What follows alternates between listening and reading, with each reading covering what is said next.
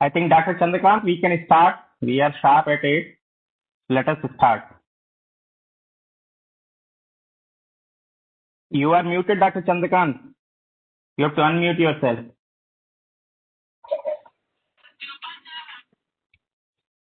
Thank you, Puneet. Thank you very much. And very good afternoon. Very good morning to everyone joining from India and the subcontinent, and good afternoon to all joining from the countries of the rising sun, and very good evening to all the transatlantic participants. Myself, Chandrakanta Kumar, on behalf of IEEE Bangalore section and Bangalore Technology Conclave 2020 Organizing Committee, extend a very warm welcome to you all.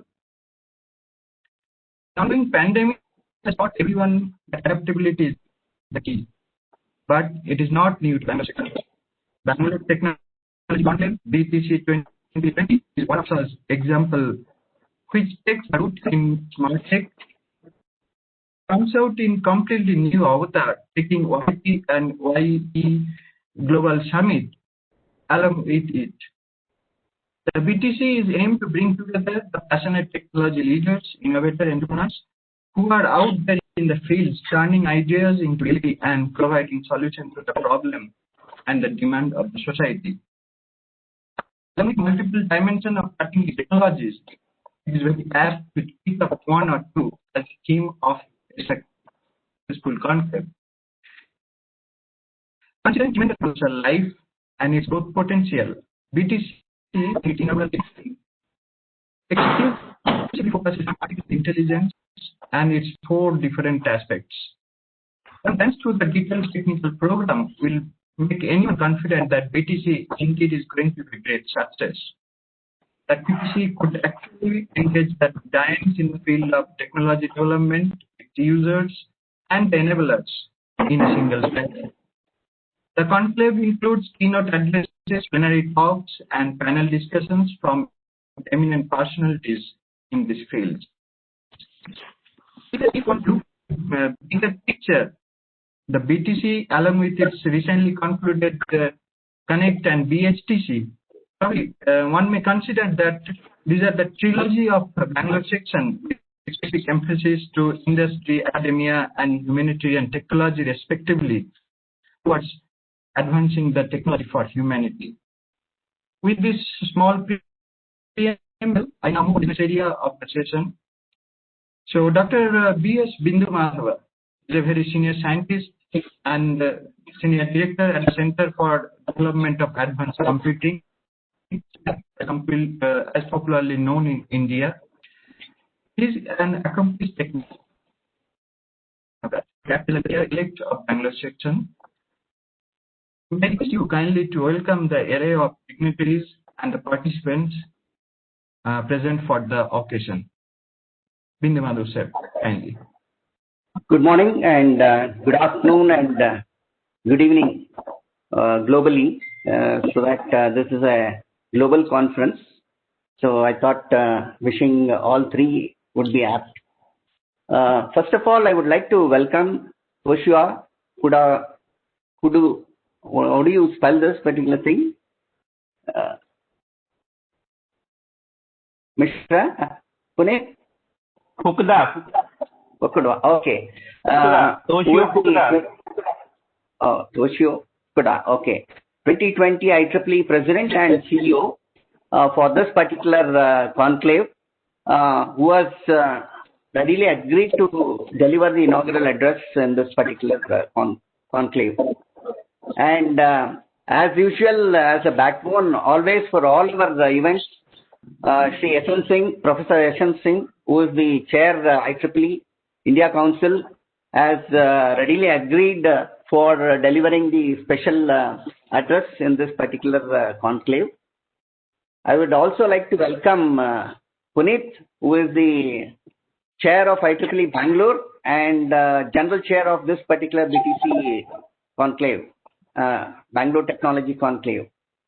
I would also like to welcome Divya, who is the vice chair of IEEE Bangalore section and also the program chair for this BTC.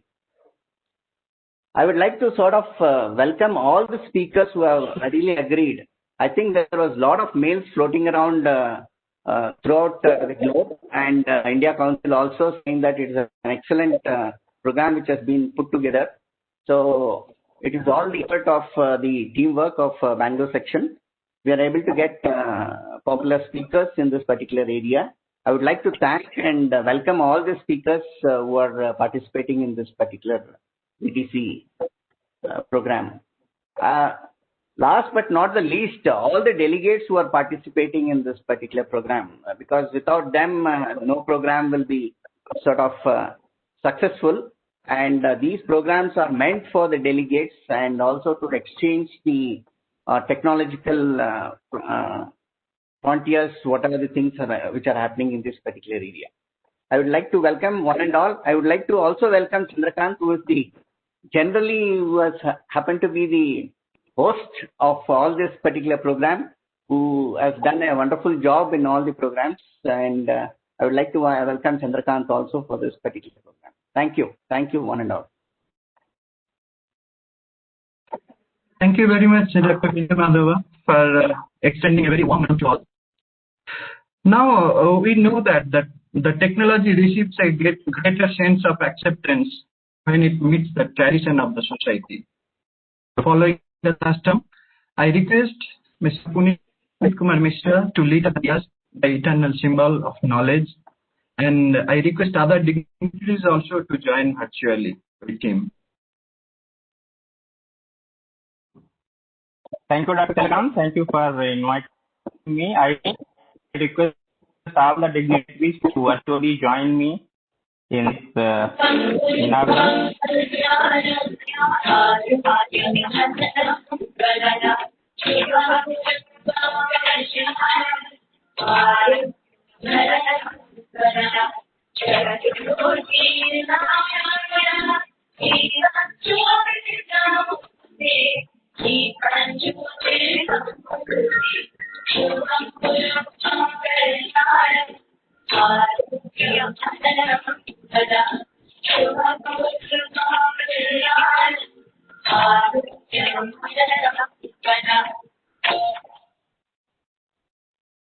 Thank you very much, Punit. Punit, the ever-enthusiastic and omnipresent personality. He's a space technologist by profession, but a volunteer with a big heart by choice. Among many hats that he wears, the General Chair BTC 2020 and Chair Bangalore Section 2020 are the one who best suited for the occasion. In this context, I request him to share his thought behind the BTC and the Bangalore Section. Punit, please. Thank you, Dr. Chandrakant. So it is a great pleasure to welcome you all to the Bangalore Technology Conclave, which we call an industry-focused thematic section. It is a Bangalore Technology Conclave having theme of AI for all, and it is going to be organized on November 3rd and 4th, means today and tomorrow. And every day there is going to be 2 sessions, which is morning 8 to 11:30 and in the evening 6 to 9 p.m. We are also making part of the Women in Engineering Global Summit, which is going to happen on November 5th. Again, same pattern, morning and evening session. Then we are going to have a very wonderful workshop on space and defense technology, because Bangalore being it was more at them, which is session, and then Young Professional Global Summit. YPs are the future. We thought that let us the global global is on November 6th and November entire day. His Highness Sri YP has kindly consented to be the chief guest for the session of this BTC as well as YP Global Summit. Now coming to IEEE Bangalore section, as most of you know that Bangalore section is the most vibrant section of IEEE across globe. With more than 8,800 members, section is 5th largest section among 342 sections spread across 10 regions of IEEE. Bangalore section has 2 subsections at Mangalore and North Karnataka, and very soon we are going to have a new subsection. We have for that. With the help of 100 plus student branches, 30 chapters, and 4 affinity groups, section are more than 1,000 events. We have passed 1,500 technical. Just as the outstanding last section in IEEE's Asia Pacific region, or we have opened 14 new student branches, 30 new student chapters, 2 society chapters, and 1 affinity group. And due to pandemic, we have converted all our activities to 150 online webinars. Almost on a daily basis, we conduct activity online. BTC brings together technology, innovators, entrepreneurs, and who are passionate about addressing impactful problems by turning ideas into solutions. In stalwarts and technology practitioners, together will share their vision on future technologies, how they will impact our way of working and living. The aim of this conclave is to know future technology from industry, to create a learning ecosystem from industry practitioners across the globe who succeed in creating organizations. The conclave is exclusively focused on artificial intelligence technologies. It is designed with 4 threads, namely industry, advances in AI for total good, and ethical AI. The conclave includes keynote addresses and presentations from eminent personalities. You may be happy to know that 50 plus distinguished speakers from India, USA, Europe, South Asian countries are attending the conclave, and they are going to provide their valuable insights to the delegates.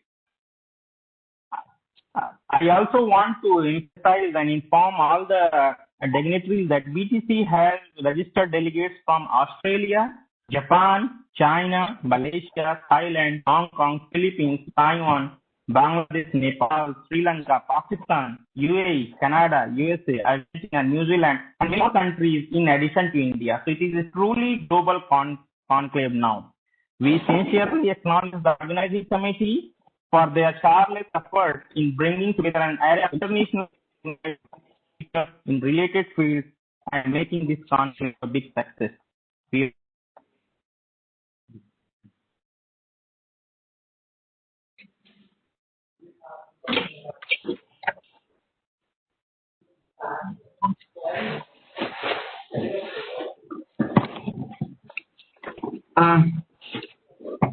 Thank you very much.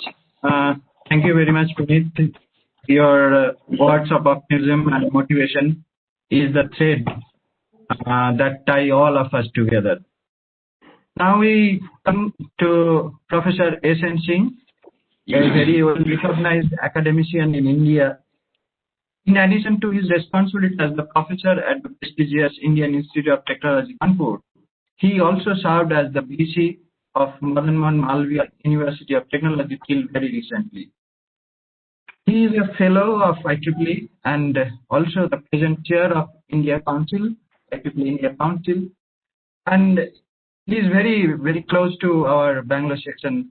That is, of course, we should appreciate that and we should cherish that.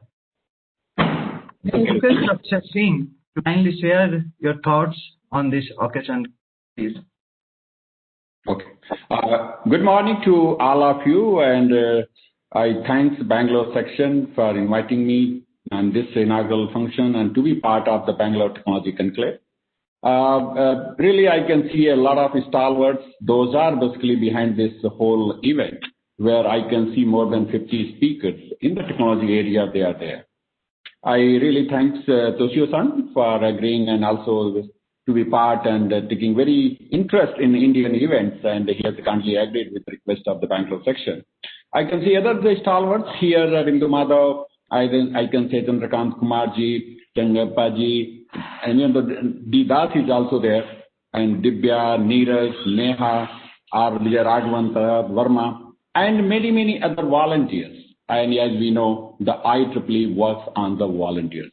Nobody is paid for that. So no salary appointment. Everyone is the volunteer. Volunteer may be at high end or low end, but everyone at the same footing. And the Bangalore section, as always we say that we learned a lot of lessons from Bangalore section, not in India, but across this other chain as well as the globe for their various activities. Just in the recent 2 months, you can see the Bangalore has the one BTC. It was Humanitarian Technology Conference. Now they are coming on this Bangalore Technological Conclave.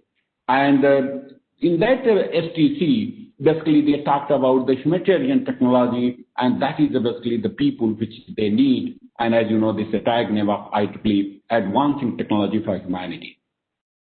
No doubt, most of all the technologies are for humanity, but people sometimes use for the not for humanity. That is all the other issues. But the technology which we developed, it is basically for the humanity, and IEEE is very pioneer in that.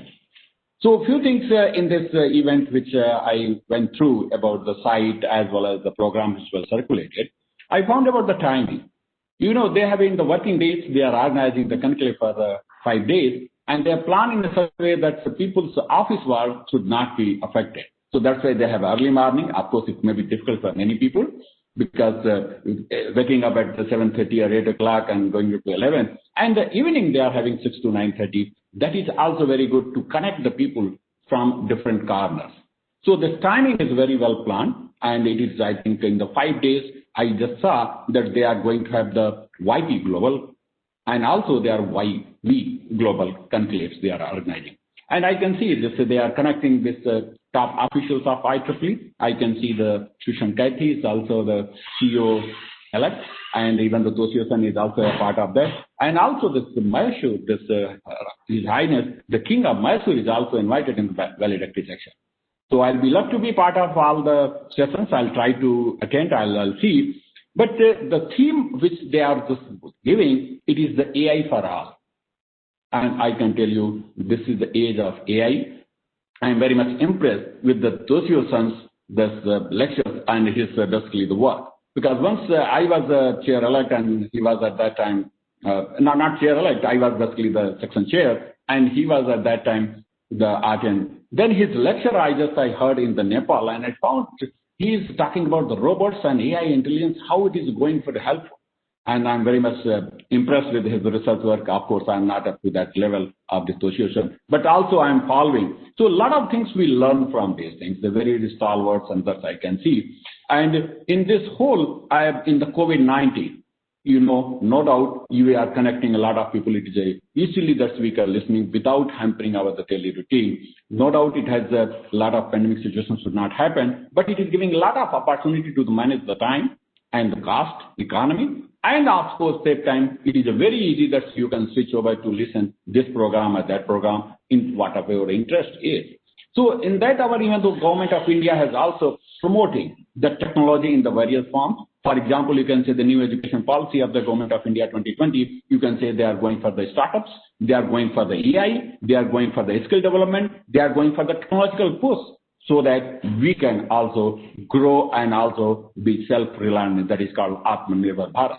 So in all periphery, this event is very timely, and I can say the AI is in all the discipline of engineering. It is not only one. It is not computer science. It is not electrical engineering. It is not electronics. But all the area, starting even the civil engineering, to chemical engineering, to all the area, this AI, and that is a very timely conclave. And I can see the very stalwarts are going to speak. And this is it is a very good moment. That's why I always say that in India, many sections are doing good things, but the Bangalore is always one step ahead. And of course, kudos to the Bangalore section. And of course, always people say the leader, but I don't say the leader is only the person. Basically, the team person behind this leader is always very important, because one person cannot do. I'm also India Council Chair, Puneet is secretary, but we are nowhere unless until whole team is working together. So it is a Bangalore section. At end wise, I want to tell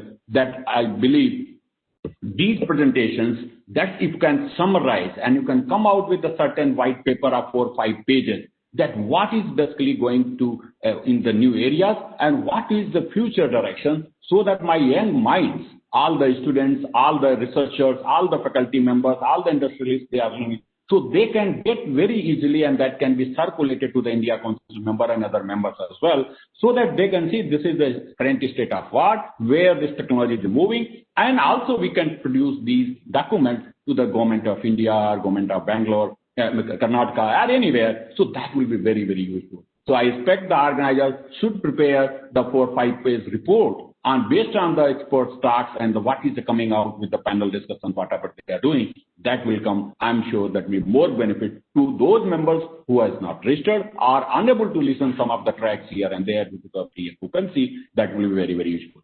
So I thank Bangalore section. I wish Bangalore section. And again, I thank you all for this wonderful Bangalore Technology Conclave. Thank you. Thank you very much. Thank you very much for sharing your inspiring words. As you have rightly pointed out, AI is going to be the state that will be connecting all the technological advances together. So now we move on to the most anticipated part of this event, for which we all are waiting probably. Toshio Fukuda. He is a professor of mechatronics engineering at Meiji University in Nagawa, Japan. He is also a professor at Beijing Institute of Technology and professor emeritus at Nagawa University. His research focuses on intelligent robotic systems, micro and nano robotics. He has published more than 2,000 articles in scientific journal, conference, proceedings, and reports. Toshio is a fellow and was director of IEEE Region 10 in 2013 and 2014, and IEEE Division 10 director delegate in 2001, 2002, and 2017-2018. He was president of IEEE Robotics and Automation Society in 1988 and 1999, and general chair of IEEE International Symposium on Micro Nano Mechatronics in 1990 and 2012. He has served as several IEEE boards and committees before achieving the top post of President IEEE in 2020. He is graduated from Waseda University, Tokyo, Japan, and received Masters of Engineering degree and Doctor of Engineering degree both from University of Tokyo. He joined National Mechanical Engineering Laboratory in Japan in 1977, the Science University in Tokyo in 1981, then joined Department of Mechanical Engineering, Nagawa University in 1989. It is indeed a proud privilege of Bangalore section to have Professor Toshio with us in this conclave. May I now request Professor Toshio to kindly deliver his inaugural and keynote address, please.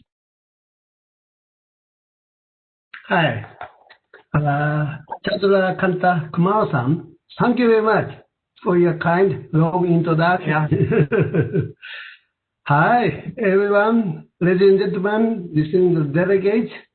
Other thank Punet Kumar Mishra-san, Chair of IEEE Bangalore section, for extending the invitation to participate in today's ceremony. Also, I thank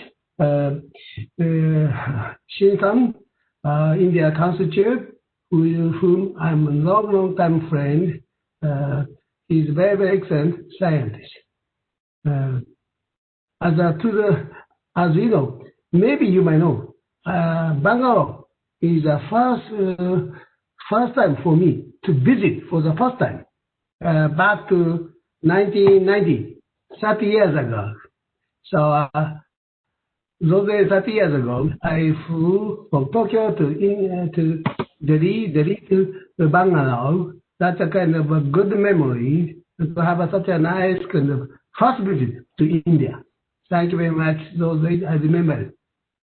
As a 2020 President IEEE, it is my pleasure to join you virtually as opening of Bangalore Technology Conclave to the the flagship event of Bangalore section. I regret that we are not able to join together in person, as I, like so many you, miss opportunity for direct and open engagement with the colleagues and peers. I look forward to the day, which I hope is not too far away, when we can again meet and share our thoughts and ideas in person. For those who are unfamiliar with IEEE, you know IEEE is the world's largest technical professional society with a membership of 419,000 members, and who work across academia, industry, government, with a global of advanced technology for the benefit of humanity. Okay, so through our highly cited publications, conference, technology, standards, and professional educational activity, as a member from over 160 countries, built a community of diverse engineering and technological professionals and inspire innovation and technological solutions. So, active members are continuously exploring applying technology to solve world's most challenging problems. IEEE, as you know, truly global scientific and engineering organization, founded in 1884, and IEEE focus on connecting engineers, technologies worldwide into global community. Today, over 50% of our membership comes from outside the United States. So this year, I'm honored to have been elected by global IEEE membership like you, India, to serve as the president of IEEE. Thank you very much for all kinds of your strong support to me. I'm humbled to be first, but certainly not the last IEEE president elected from Asia Pacific region. 2020 has a challenging year for every citizen of this world, as you know. The impact of global pandemic on individual and community, including the global scientific engineering and computer science community, has been significant.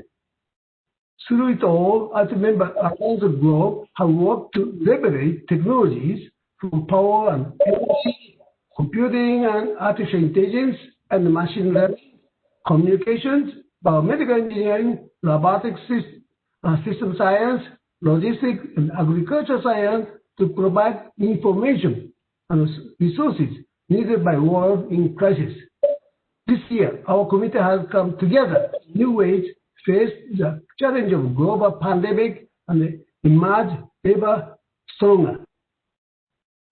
Despite the loss of face-to-face engagement, I remember more vital than ever to meet increased need for across the technical resources, the need for the swifter dissemination of pandemic-related papers from IEEE School, the transition to online platform for conference and events, and embracing new ways to connect and communicate. In response to the pandemic, we learned more ways to use technology to work smarter and to reach wider audience by engaging them how and where it works best for them.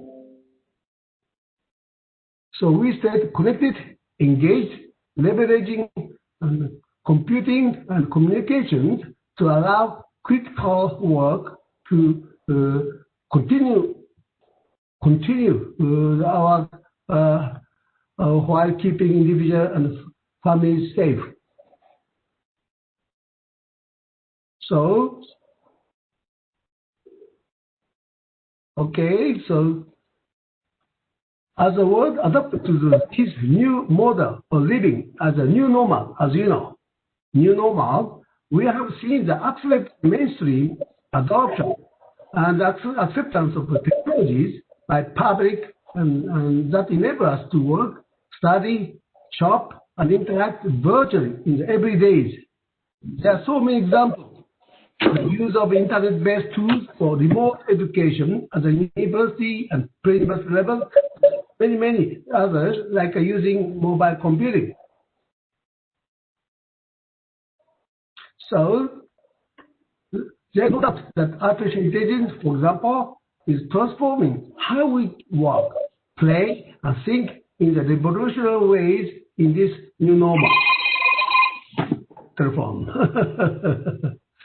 Well, so IEEE is working to address these issues that build consensus through the development of new standards, code of conduct, education materials, and the certification for engineers in the ethical implementation of intelligent technologies. Okay, so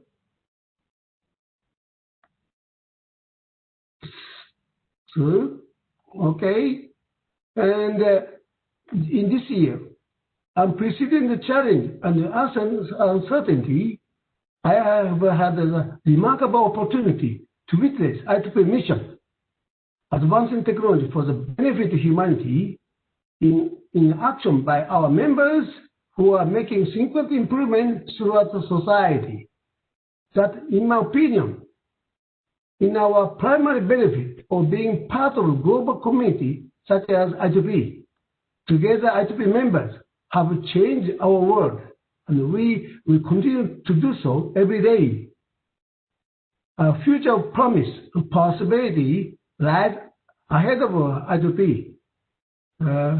We need to continue to work together to build that future.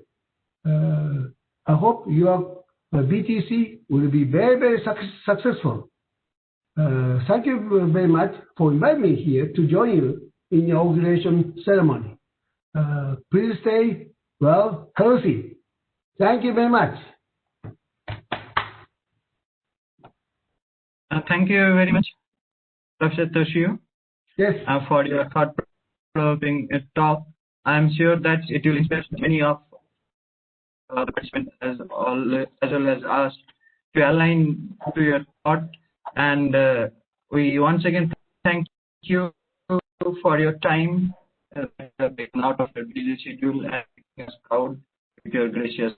Thank you very much. Thank you, Chandrakanta Kumar-san. Thank you very much.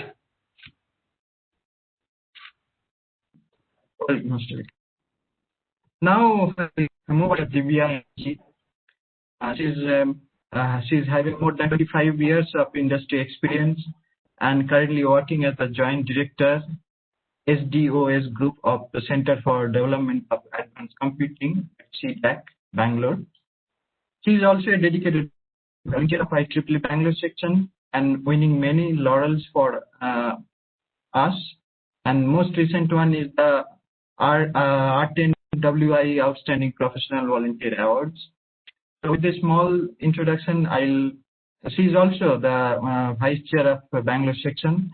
So with this small introduction, I'll request Divya Madam to kindly propose the vote of thanks to this virtual assembly. Kindly.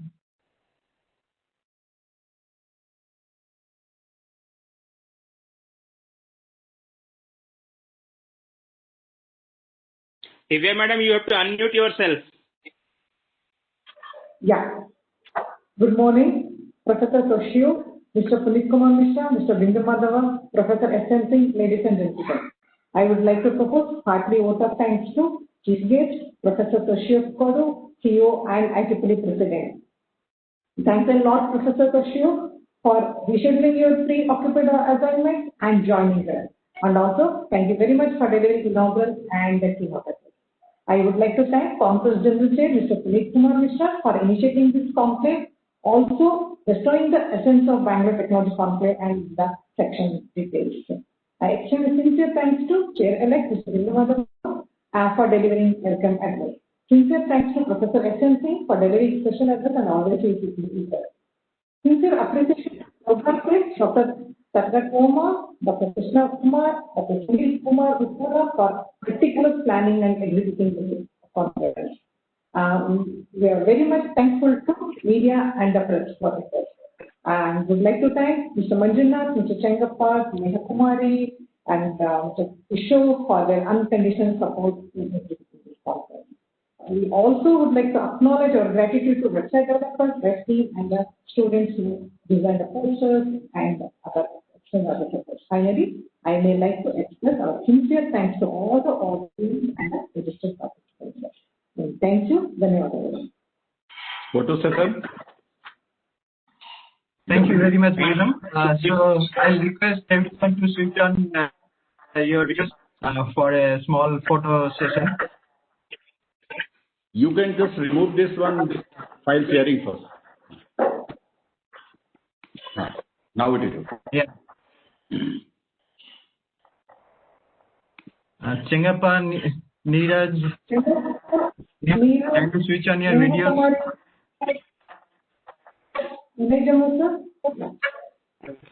Mr. Ravi and Mr. Vinay, you can also switch on your video. You are keynote speakers and join, so we will have photograph with you as well. Yeah.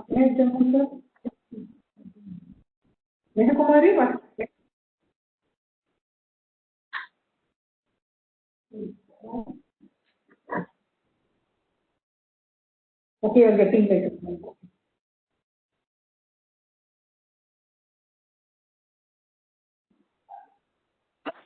Please switch on your videos.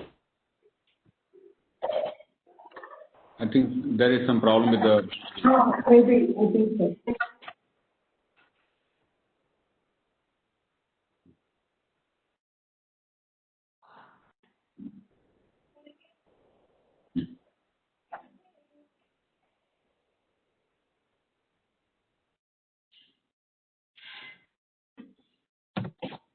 Okay, I think thank you. Thank you. Thank you very much. Thank you, Toshio-san. Thank you, Singh sir. Thank you. Thank you very much. Thank you. Thank you. And thank you all for joining the invitation. session. Thank you for your invitation. Thank you. For success. Fine. Done. No problem. Thank you, Professor Toshio-san. Thank you, Dr. Puneet, Dr. Chandrakant, Divya, Madhav, Krishna. Thank you. Thank you. Wonderfully done. Very nicely done. Thank you. Thank you. Thank Have a good time. Thank you all for your presence in That is there. the inaugural session of this meeting. It's time to pass the baton to Mr. Krishna Kumar. For conducting the next session, Mr. Krishna Kumar has more than experience as a senior architect cloud at Accenture. He is also the industry coordinator committee chair for the Bangalore section. I request Mr. Krishna Kumar to take the session forward. Mr. Krishna Kumar. Thank you very much, Chandrakant. Okay, very glad to be here. And now we will move on to the core of the conclave, that is the AI. Let me share my screen. I think probably you guys can see, right? You guys can see, right? Okay. Yeah. I'm very glad to welcome our first speaker. He is Ravi Vijayaraghavan. He's a Vice President and Head Analytics and Decision Sciences from Flipkart.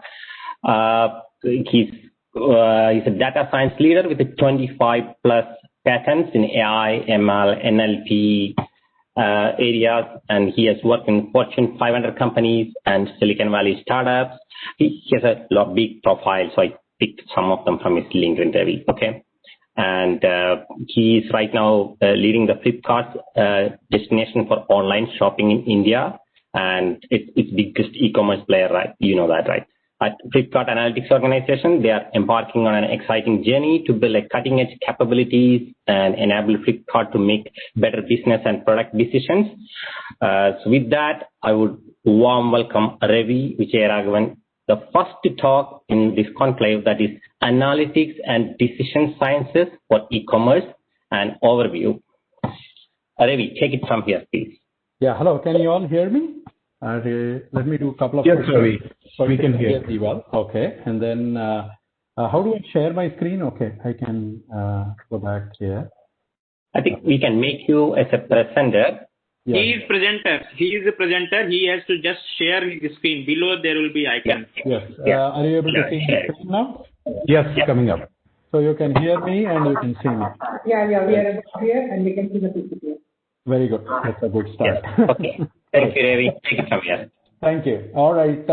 So what I'm going to talk about today is while the talk will be anchored around some use cases in Flipkart, but overall the focus here is AI and industry. So this is more about applications of statistics, machine learning, data science, AI to e-commerce players. So what are some use cases? So because the topic is AI and industry, my focus will not be so much technical details and methodologies and so on and so forth, at least not very deeply, but to actually take you through some actual use cases, some very real and very practical use cases for data science, machine learning, analytics, and so on in a context of e-commerce. So that is the overall theme of the talk. And so the focus will be on use cases, practicality, and application more than anything else. Yeah. So just to give you a context, and the reason this is important is not so much to talk about Flipkart, but more to talk about why scale is the key. See, the reason AI, machine learning, these things became so big in the technology world is trying to solve problems that manually human beings can do, but has to be done at a very, very different scale, right? This is one of the key applications of ML, AI, and so on, right? And so that is the context. So the context is you have a business with, it says 250 million, I think it's almost 300 million registered users, 80 million products, multiple product categories. We do around 50, this says 40 again, we do more than 50, 60 million shipments per month. We get more than 1 billion visits in a month and so on, right? And the point here is how do you deal with a scale like this and how do you help make decisions at scale? So that is the context of this, right? So now I'll talk a little bit at a high level what the data and technology platform for doing this is, and then I'll go into some use cases, right? First thing, right? So there are multiple layers to what this team does, right? The first is what we call measurement science, and I cannot emphasize the importance of this, right? Measurement is truly a science, and it requires a lot of deep science in doing measurement right, okay? And when I say measurement, it's not just about having some sort of discrete set of metrics, so on and so forth, but to have a structured hierarchy of metrics and measurement that actually can manage a company's performance right from at the top level strategy all the way to operations and tactical decisions, right? So for example, just to give you an example, right? Take customer experience as a measurement. It's a metric. Let us say it's measured through something like an NPS. But the point is that NPS itself is driven by there is no point measuring customer experience unless you know what to do about it. And to understand what to do about it, you have to have a very robust model to understand what are the key drivers of NPS, right? So then you have a next level where it says maybe speed of delivery, maybe product quality, maybe pricing. These are all drivers of experience. Then the next level hierarchically, what drives speed? Then there is another driver model and so on. So the whole thing about measurement science is building a statistics ML-based hierarchy of models that hierarchically explain the drivers of each next level metric so that you can take a strategy for a company and derive operational and tactical decisions right from strategy all the way down through a hierarchical model. This is one aspect of what we do. The second aspect is what I call data-assisted human decisions, right? These are more top-level decisions, decisions around what should our speed strategy be, what should our customer strategy be, what should our assortment strategy be, what drives customer growth, efficacy of marketing mix, so on and so forth. These are again driven through statistical and ML models, but these are data-assisted human decisions. And finally, the classic data-assisted machine decisions, what you conventionally call AI, machine learning, so on, which is decisions around quality of our listings, decisions around merchandising, personalization, recommendations, fraud detection, selection, search personalization, promise engine, so on and so forth. So this is the sort of the hierarchy of areas where the team works on. And to be very clear, the essence and the core of what we do, to be very honest, our team is much more of analytics and sciences professionals, and we are not actually engineers. We don't build systems. We don't build the platforms. And so one of the biggest dependents for us is a data platform. And this data platform is the biggest enabler for what we do, and a robust data platform is key, right? And basically, this has multiple components. First thing is, we have a data platform where data gets ingested from every system in the company, whether it's clickstream data, browse data, it is orders data, is it customer service contact, returns, shipping. All of these get ingested into the data platform and processed, and this becomes the sort of the platform on which everything we do gets built. And on this, you build a multiple things: pricing model, selection model, customer experience model, personalization models, fraud detection, analytics, product decisions, real-time counters, consumer graphs, social graphs, things of that nature, right? All of these are built on top of this, and the efficacy of what we do is dependent on the efficacy of and robustness and stability of the data platform. On top of this is the other key pieces, the AB platform, where you have the ability to run experiments at scale. So this is the basic infrastructure on which everything sits. And experimentation is core part of the culture. So the beauty of doing these on a data platform, having an AB platform, is you can keep running, launching things. We do 50+ launches every week. Each launch goes through an AB experimentation. Some of these are fairly short-term experiments where within a day or two you'll have enough data to make a decision on whether something is working or not. In other cases, there are ongoing long-term experiments. And obviously, to do all of this, there's a real-time monitoring dashboard, so on and so forth. Yeah, that's the talking about. So what do we do, right? So this gives a summary, and then what I will do is go into two or three use cases, right? And that will be sort of the structure of how we will do this, right? So basically, the goal is to take data to translate to business decisions and machine intelligence, right? And if you look at any e-commerce player, these are some of the areas that we work on as data science, decision science, and analytics organization. One is product insights, which is understanding are we displaying relevant products, understanding product life cycles. So when does, particularly for fashion and clothing, this is very important because products have very determined life cycle. Then things like demand forecasting, product quality, buying intelligence. So what are the selection that we must hold? Ratings and reviews, right? How do we understand what ratings and reviews add the most value to a consumer? We'll talk a little bit more about that, right? Then there are user insights. This is more to do with our consumer base, understanding what their interests are. Some people are like only branded products. Other people have a price affinity for things that are value for money, so on and so forth, right? And this will drive what we do on recommendation personalization and also on CRM notification.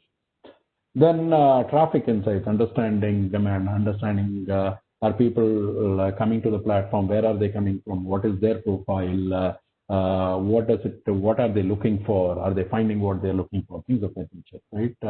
This helps also in understanding what sort of selection to hold and so on and so forth. And also finally from infrastructure bandwidth, right? Because we get traffic of around more than 1 billion every month, and during big, like you may have shopped in our big billion day sale a few weeks back, and in those times the traffic spikes 10x, 20x, and so on. So being able to predict that to make sure we have the engineering infrastructure to handle it is another critical area, right? Then pricing here, while it's more about sending recommendations to our sellers in our marketplace as to what is working, what is not, and so on and so forth. And product assortment, basically what selection do you hold, right? And I'll talk a little bit more about this, so I won't cover it here.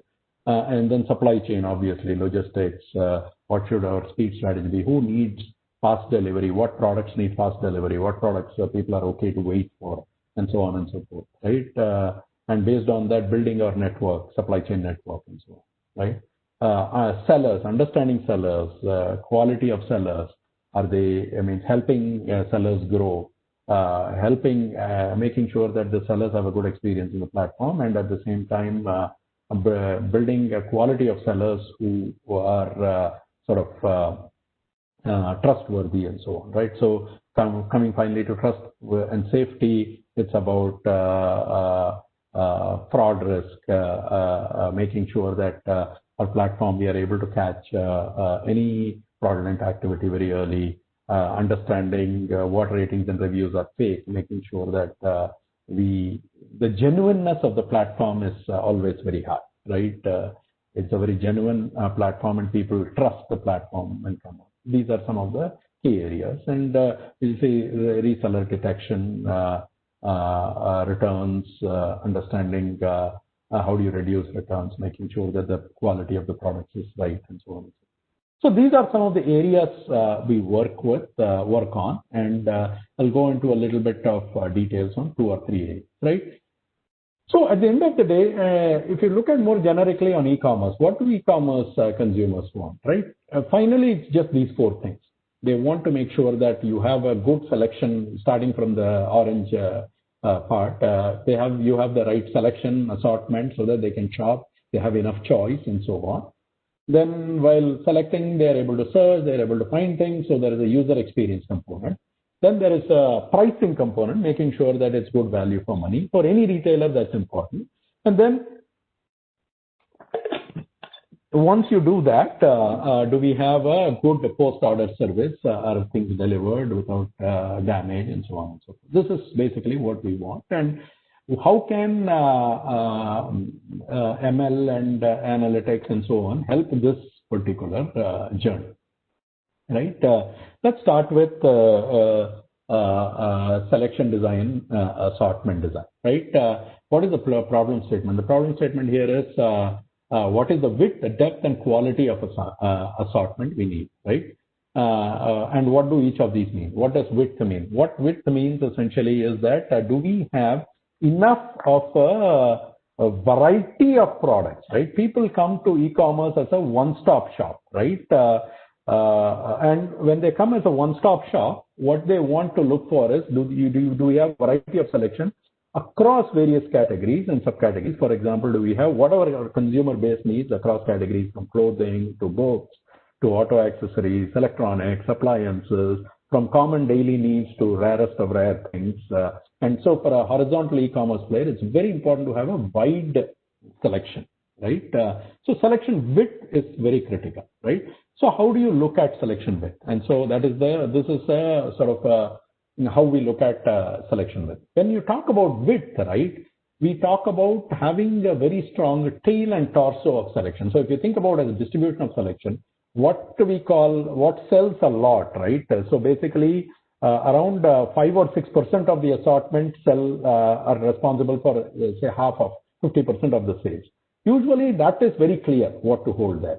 Where it becomes more challenging is the tail and torso of that selection, which is the torso is the 15% selection that accounts for 20% of the sales, and the tail is the 80% assortment that account only for 20% of the sales. But that is what people come to look for. Like, people want to see that you have that width of selection across the board, right? So this solution is more to look at how do you understand what is missing in tail and torso? How do you fill those selection gaps, right?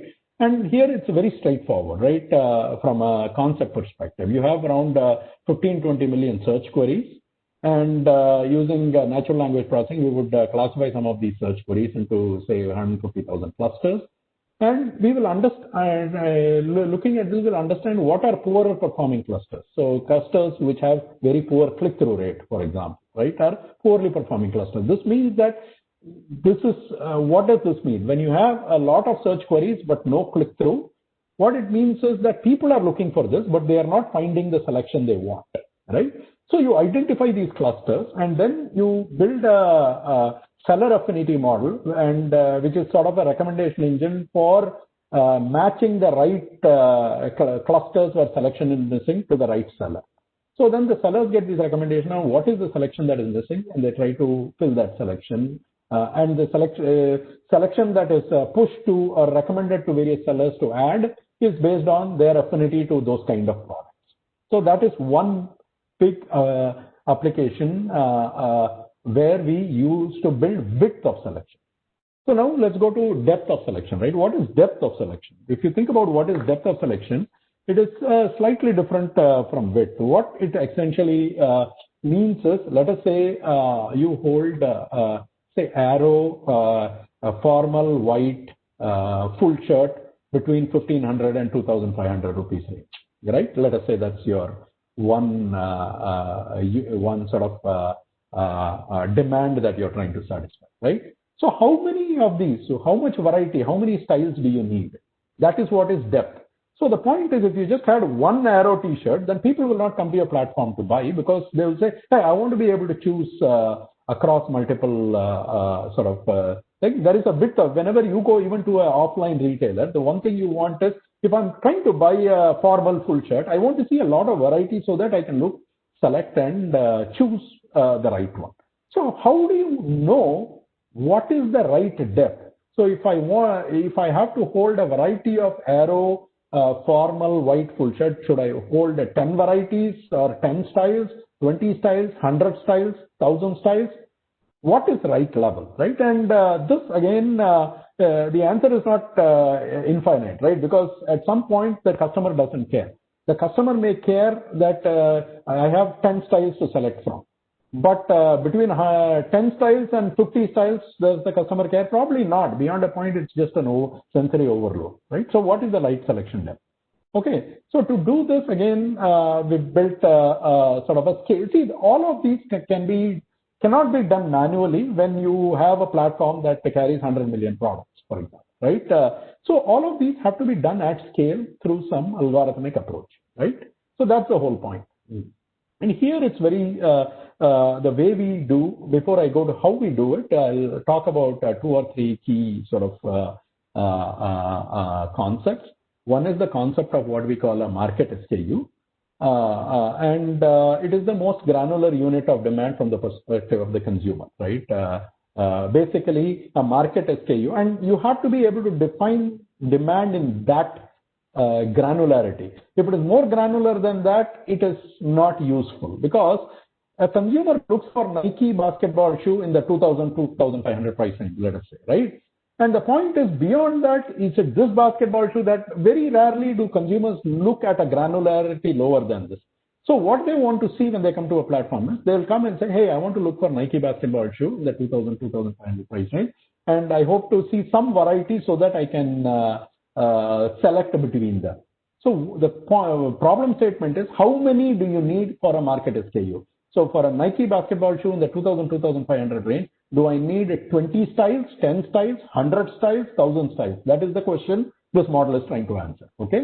So that number is the threshold, which is the minimum number of SKU styles needed in a market SKU to be considered to have sufficient depth and not impact demand negatively, okay?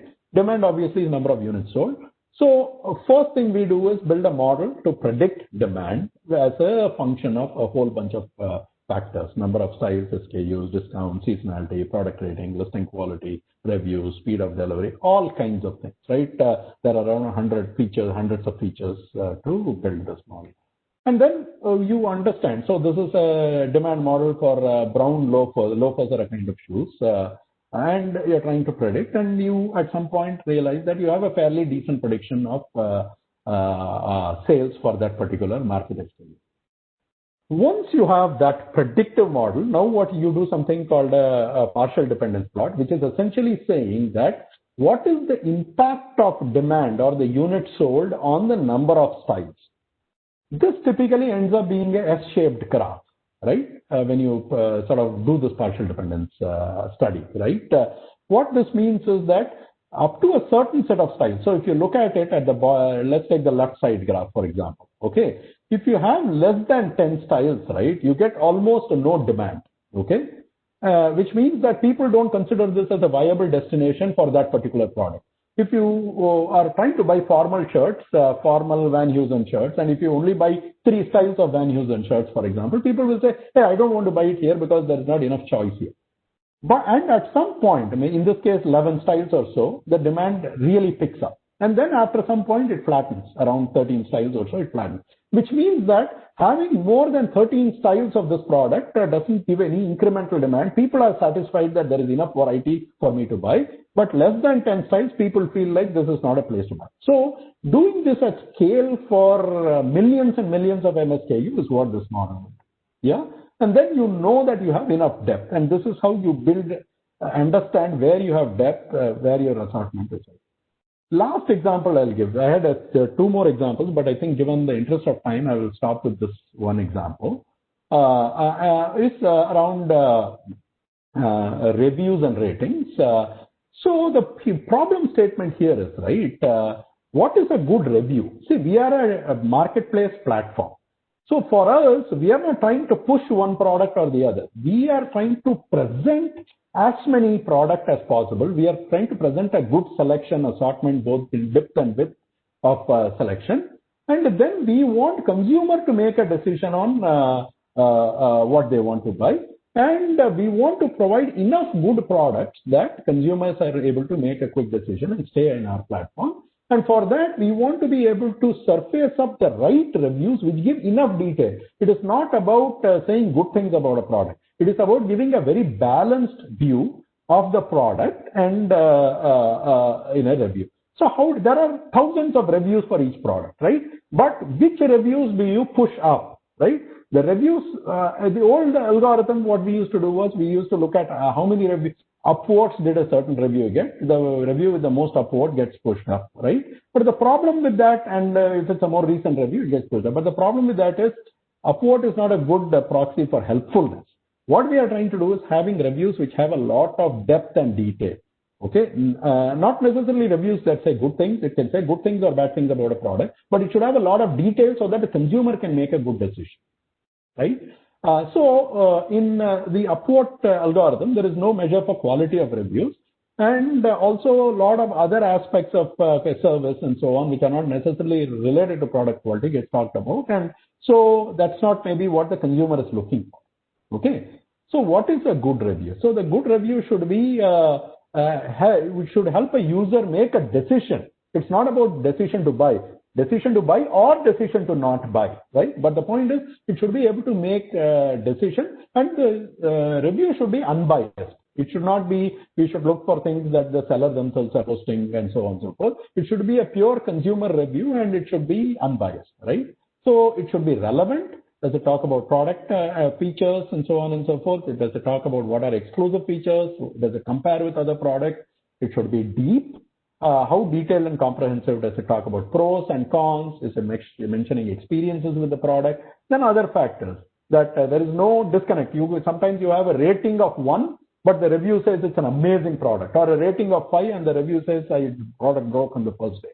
So there should be some consistency, and negative review should enlist cons of the product and reasons to not buy. Yeah, all of these are some of the key things. Service related includes installation, delivery, customer care, so on and so forth, right? So this is the approach that we had, and basically what you see is, first of all, I'll go through it in a little bit more detail, but this gives you a high-level overview. High-level overview is you look at catalog data to understand vertical attributes. Again, this has to be done at scale. It has to be done for 100 million products, right? So you pick up the attributes of the product from the catalog, and then use that to build a seed of clusters of what the product review should be talking about.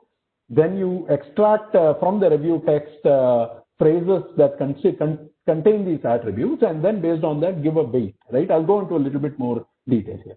So the first thing is extracting seed clusters using the catalog data, right? You take the catalog data, obviously, for example, for a phone, it will have battery capacity, warranty period, display resolution, primary camera. These are vertical attributes of or features of a camera or of a phone, right? Mobile phone. So it will extract this, right? Cluster seeds. Then it will extract this as these are some of the key features that a review should talk about: picture, camera, warranty, capacity, battery life, display, so on and so forth. Right? Then the point is that these are specific words in the catalog.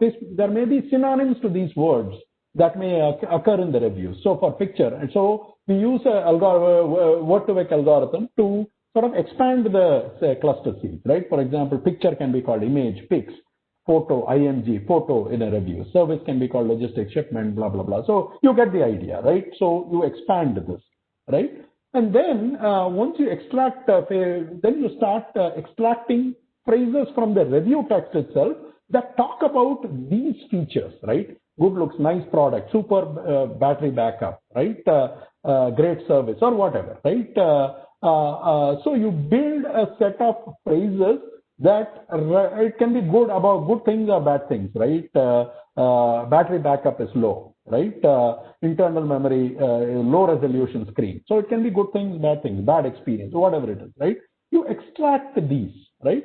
And so then for each seed, you have a set of cluster phrases. Picture, it could be picture quality, blur image, photo editing, optical image, so on and so forth. Service, it could be fast delivery, good service. Network could be signal strength, network problem, whatever, right?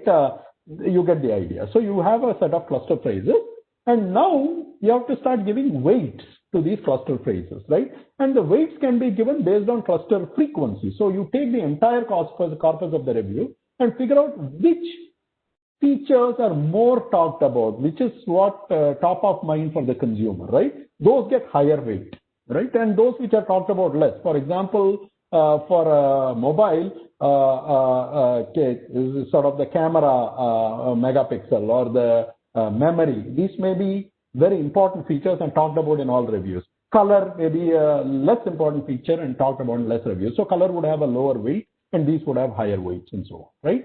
Then based on, then you do some other tricks around making sure that there is you don't want a review which only talks about one product feature again and again and again, right? So you don't want to get an important feature that gets talked again and again and again. I don't want to give it a lot of weight. So we have a decay function. So if a product feature is talked about multiple times, the first time gets the full weight and then it starts decaying out, right? And then things like pros and cons, things like that will get additional benefit. And based on that, you start scoring reviews and then start pushing up the reviews that are more detailed. Again, to be very clear, these should be unbiased reviews. It's not about whether they say good things or bad things about the product. It is about having a full 360 view of the product that consumers are giving. Those get. So now reviews like these get good score, right? Nice 400 mixer grinder, but it has a jar gets locked on the machine, things like that, not elegant looking. Seeds have to be removed from the pulp. So pros, cons, everything is presented, right? And what we have seen historically is when that happens, you are this is the A/B test results where you see that both the number of units sold go up, reviews read goes up, product page views go up, all of these. PPV means a product page view, right? So what we see is engagement with the product improves if you are able to algorithmically determine this. I had one more use case, but I don't think I have time for it, which was around product quality. So I'll just flash it in front of you. So this is about using machine learning to build a model that looks at any new listing that comes to the platform and is able to use machine learning to score the quality of that product and based on that gives it as a search and a discovery signal so that when you search for a product, the machine in the back end evaluates the quality of the product and gives it as a weight for the search algorithm, which means that products with a higher quality will end up surfacing at the top and products which we believe are lower quality will not be shown. So that is the larger thing. I was going to go in a little bit more detail on this, but I think we kind of ran out of time. So that's fine. So that's pretty much what I had to present. I hope you found this useful and interesting. Thank you very much, Ravi. That was very, very informative and very apt for our first talk. You touched up a lot of aspects. Thank you very much. I think we have a couple of questions, but probably we ran out of time. in the interest of time, if you want to take one question, we can do it. But no problem. And I can reach out. Means they can reach out to me externally through the organizers for the questions as well. Okay. That will be great actually. Okay. So who is the? Can you make me presenter again? I'm the presenter. Okay, let me present again.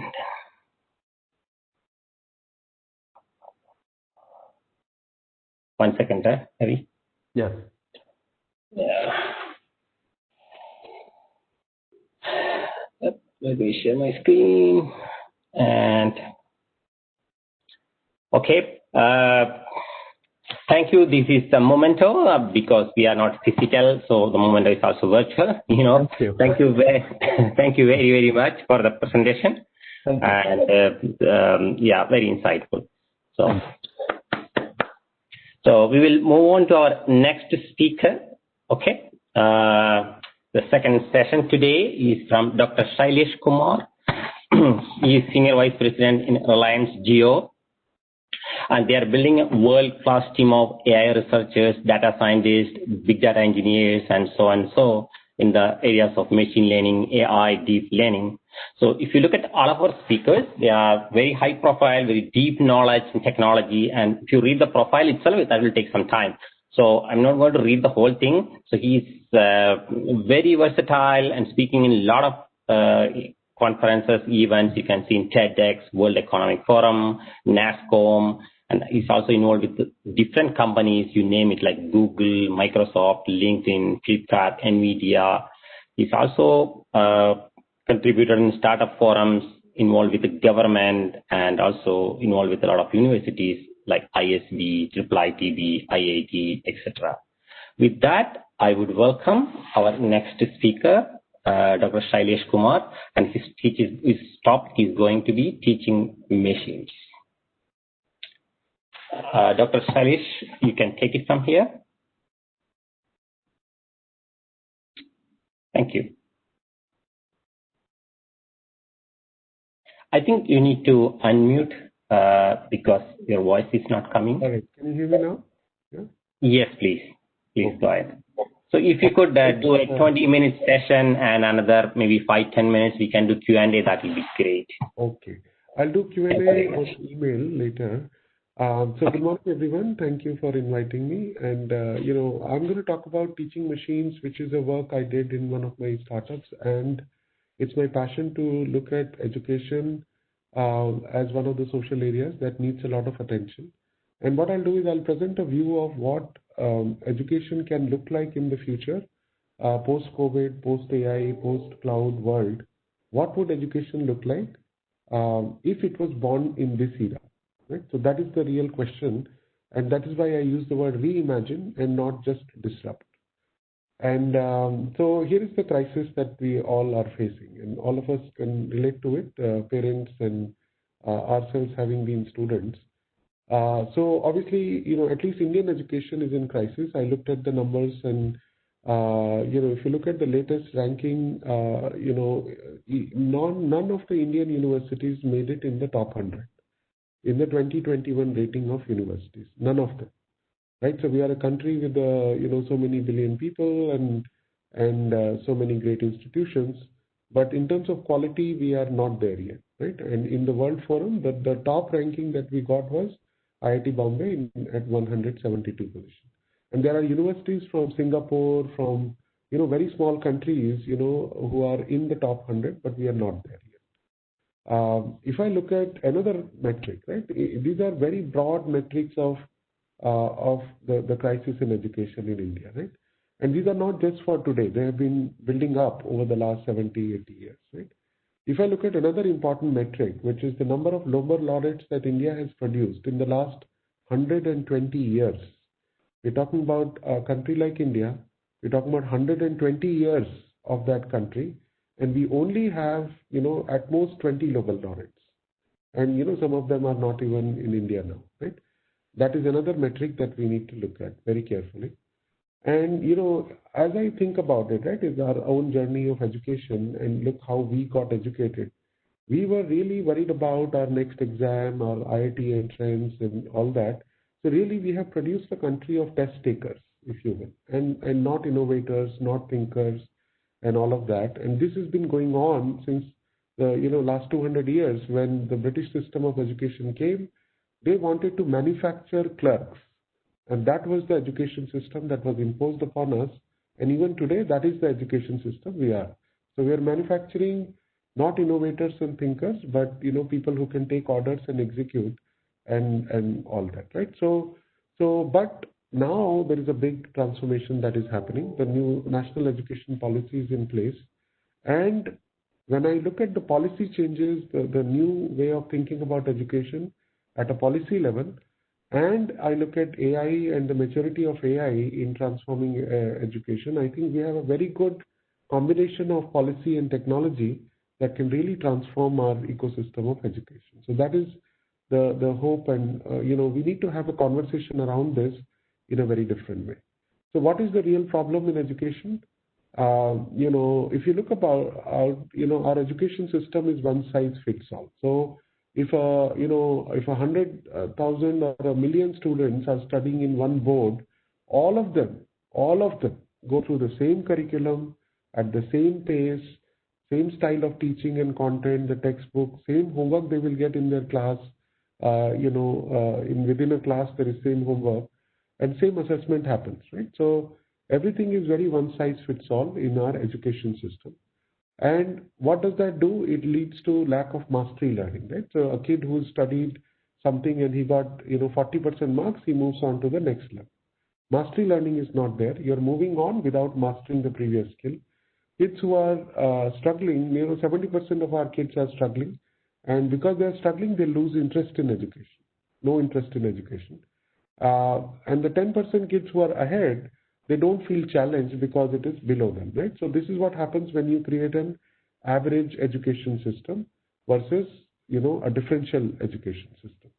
Obviously, private tuition is unaffordable. Not everybody can do it, and there's a lot of pressure from parents, from peers to, do well. So our kids are really struggling. You have given them a system where, we just talked about how we can do, for example, in e-commerce, right?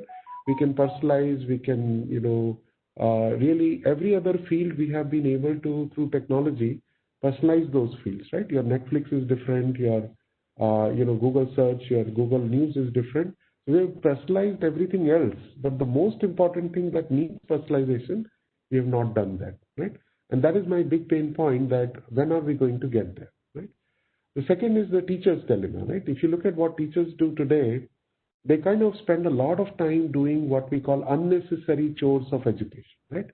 Preparing a homework and a test, correcting the homework, giving feedback to every child, then summarizing the results for, aggregation, remembering what every child knows and not knows, humanly impossible, right? And personalized teaching is obviously not possible because you're teaching 60 kids, 30 kids, and, you will not know who is where. So I think teachers are struggling, and they spend 25% of their time in a non-teaching role, which if somebody else can do, they can just focus on teaching, right? So we understand the problem, right? We understand that technology can help, and we have done many experiments before, right? We have looked at the school system, we have looked at home tutoring, online tutoring, massive online courses, and they all come with different metrics at different levels. So can we get a high on every metric? Can we make it quality education, affordable, scalable, personalized, and all of that? And that is the new promise of technology and AI, that it is possible, right? The content is easy. So we can now create content and put it. Millions of teachers can create content, tag content, and put it out there.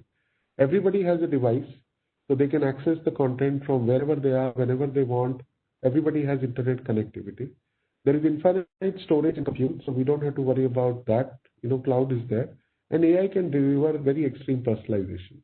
So these are some of the things to look at to say, what would our education system look like if it was born today? This is a very important question. We don't want to talk about how do we take our legacy education system and transform it. If that thinking is there, we are never going to create a new education system. We need to start thinking, if it was born today, not 200 years ago, how would it look like, right? And that question is what I think is worth remunerating over. So what do students need? They need to know in this education system, they need to know every day when they come to this device or to the so-called school, what should they learn next, right? So can I personalize the curriculum to every child and say, you are ready to learn this, the other child is ready to learn this. You can both have your own devices, you can learn from their own devices, right? What content should I consume? I am a learner of this kind. I love to learn abstractly. Some other kid learns by looking at real world examples, right? So different children have different learning styles. And can I now find the teaching style of the content and match that to the learning style of the student? Right? What problem should I practice? Today everybody gets the same homework, but can you adapt practice and all that and say, I did good here, so I don't need more questions of this type. This is the kind of questions I'm struggling and I need more of this, right? So how does the system adapt what your homework should be, what your practice should be, what your assessment should be? How do I proceed to the next step in the problem? If it's a multi-step problem, the students struggle at the step level. But in today's education system, the teacher is available only next day or whatever. And while you're doing the homework, you don't know how to move from step A to B, and you're stuck there. Can a system help you? And like at home, tutor home, right? What's wrong with the, what is wrong in the problem? So you give the final answer, A, B, C, D, D is correct, and the system says wrong, but it doesn't tell you which step you were wrong. So can a system tell me at a step level, this is the step you were wrong? And are there better ways to solve the problem? Don't show me just one method. Can you show me 5 ways to solve the same problem? That is when I'll become a thinker, not a solver, right? In one way. So today what happens? Kids memorize the book way of solving a problem, and they don't think about alternate ways, and they're not exploring this ability to think in a tree structure and an alternate structure, right? And what is my current level of mastery? How do I know that? What is my personal report card and what should I do next? And what prerequisites am I missing, right? If I'm struggling with minus of minus, then I need to be told that, and I need to be going there and fixing that and then come back and then continue. Can you do root cause analysis? So this is the expectation of a student from a modern education system, right? Similarly, if I look at, what a teacher wants from a system like this. So she is asking, what should I teach next, right? Is it because of the curriculum, or can I look at my collective students and see what they are struggling with and focus my attention there, right? Which group of students are similar, right? We talked about clustering of products and reviews. Can we cluster students in their current state of learning and say these group of 50 students are struggling with Pythagoras theorem application, and this group is struggling with trigonometry, and can I now create what we call dynamic sections? So there is no such thing as ABCD section in a class. If you create dynamic sections and say bring all the people which are struggling in one set of concepts together, and the teacher knows that this section is about this concept today, she's only going to teach that concept to these kids, and another teacher is teaching the other concepts to another kid. So there is no static sectioning, if you will, in the school. I'm just throwing out ideas on how digital physical education system can work, right? Homework, right? Teachers should not have to worry about giving homework because she can only give one homework which is not valid for all students. Can the system take over and say, I'm just going to teach, you decide what level of homework you want. To some kids, the system may want to give more homework. To some kids, it may want to give 5 very difficult problems and be done with, right? How do you create assessments for every child? How do you give feedback? Can the system give feedback? This step you made a mistake, this step you're taking too much time, you could solve it the other way. How can you give feedback at a very personalized one-on-one level? Not possible for a teacher, but a digital system can do that, right? And how do you understand what prerequisites the students are lacking, what kind of mistakes they are making, and all that, right? So if these chores are taken away from the teacher, she just needs to know what she needs to teach next to which subset of the students. And that's all she does well. Everything else is taken care of by the digital system. So the idea is, I think this is the right time that we rethink education from a digital physical point of view. And we start to look at, what is available, right? This is a very unique time where we have connectivity, we have devices, we have cloud, we have internet, we have AI. And in this era, it is completely not acceptable that, Netflix can personalize my home screen, but education system is not personalized. That is not acceptable, right? So we need to really move forward and make a lot of dent in this. So, we conceived of this idea of a teaching machine, a universal teaching machine, which would basically be like an assistant to the teacher and a companion to the student, a unique teaching machine that understands the students completely and personalizes education for them, right? So it should be able to do the following. It should be able to interpret what student is writing on a digital slate. It should be able to understand language and images, interpret that. It should be able to build a very deep profile about a student. What a student knows, what he can apply, what kind of mistakes he is making, what is her behavior of test taking, and all that stuff, right? And he should be able to profile every detail of the student because it is watching like a tutor, what problems I gave, what he did well, what he struggled, what he did very slowly, which step did he ask for help. All that is logged, and therefore we are able to now create all this understanding, right? Using that profiling, we can now say, I'm going to give you this curriculum, next thing to learn. Curriculum profiling is very important. So we create a very unique learning path based on the student. Content profiling, we, personalization, and say, you are such a such learner. Why do I know it? Because in the past, when I showed you this kind of video, you learned very quickly. And when I showed you the other kind of video, you were struggling. You had to watch it again and again. So I can figure out that this is the kind of person you are. So if I can, figure out which movie you are going to watch next, can I not figure out what is your most educational content that is relevant to you, right? Then we talk about problem personalization. So if I know that, this is your current profile of learning of concepts and, knowledge and application, can I give you a problem which has a probability of 0.5 that you will be able to solve it? But if I give you a problem which is 0.1 probability that you will be able to solve it, that problem is not good for you, that will demotivate you. And if I give you a problem that is 0.9 probability that you will solve it, again, it's an easy problem for you.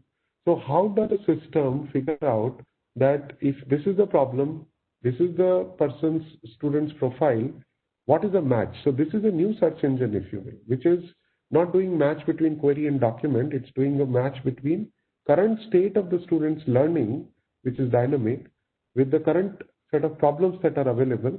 And now with that match, it will pick the right problem at the right level of difficulty and say, this is the next best problem for you, because it contains those concepts that you really just learned and you are struggling with before, right? And I need to test you on that, right? And then solution personalization. Maybe you know this path because all the steps here you are comfortable with, but you don't know the other path because one of the steps on the other side you're not comfortable with.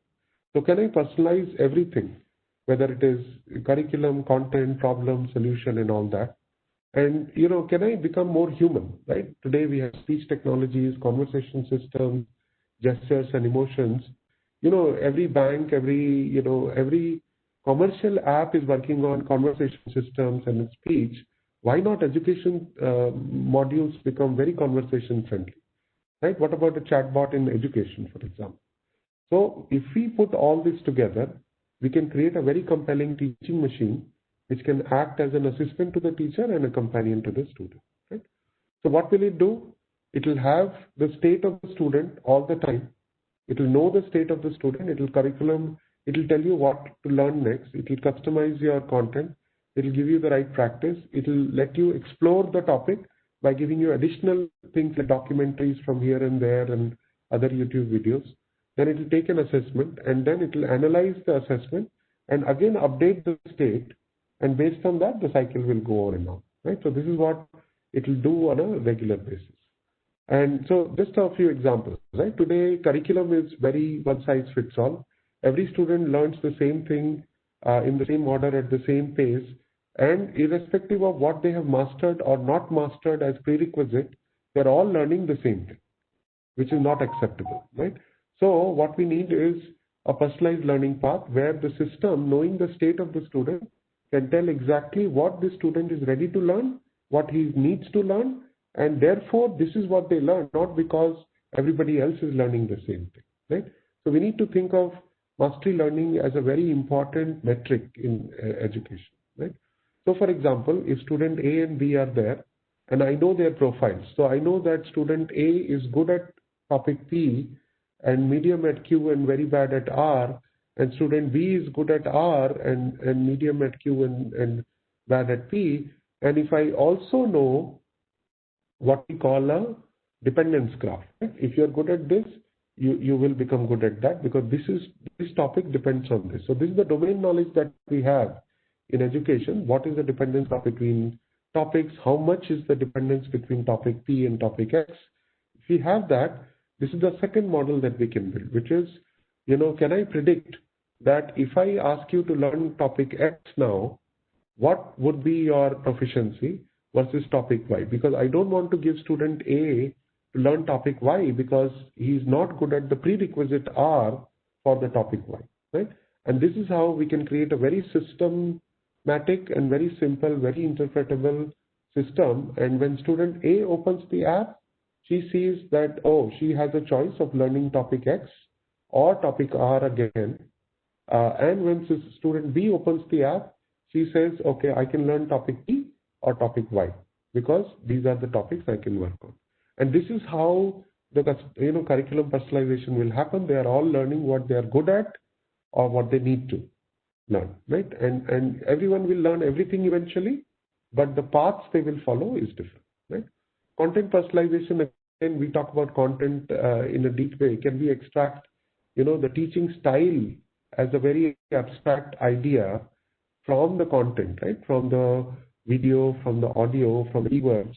So irrespective of the topic, if the teacher says, let me give you an example of, then we know that this teacher is right now in this section talking about an example.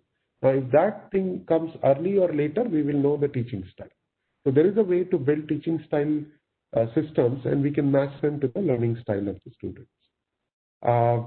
We can do curriculum, homework thing we talked about, right? Give a problem that is at a 0.5 probability.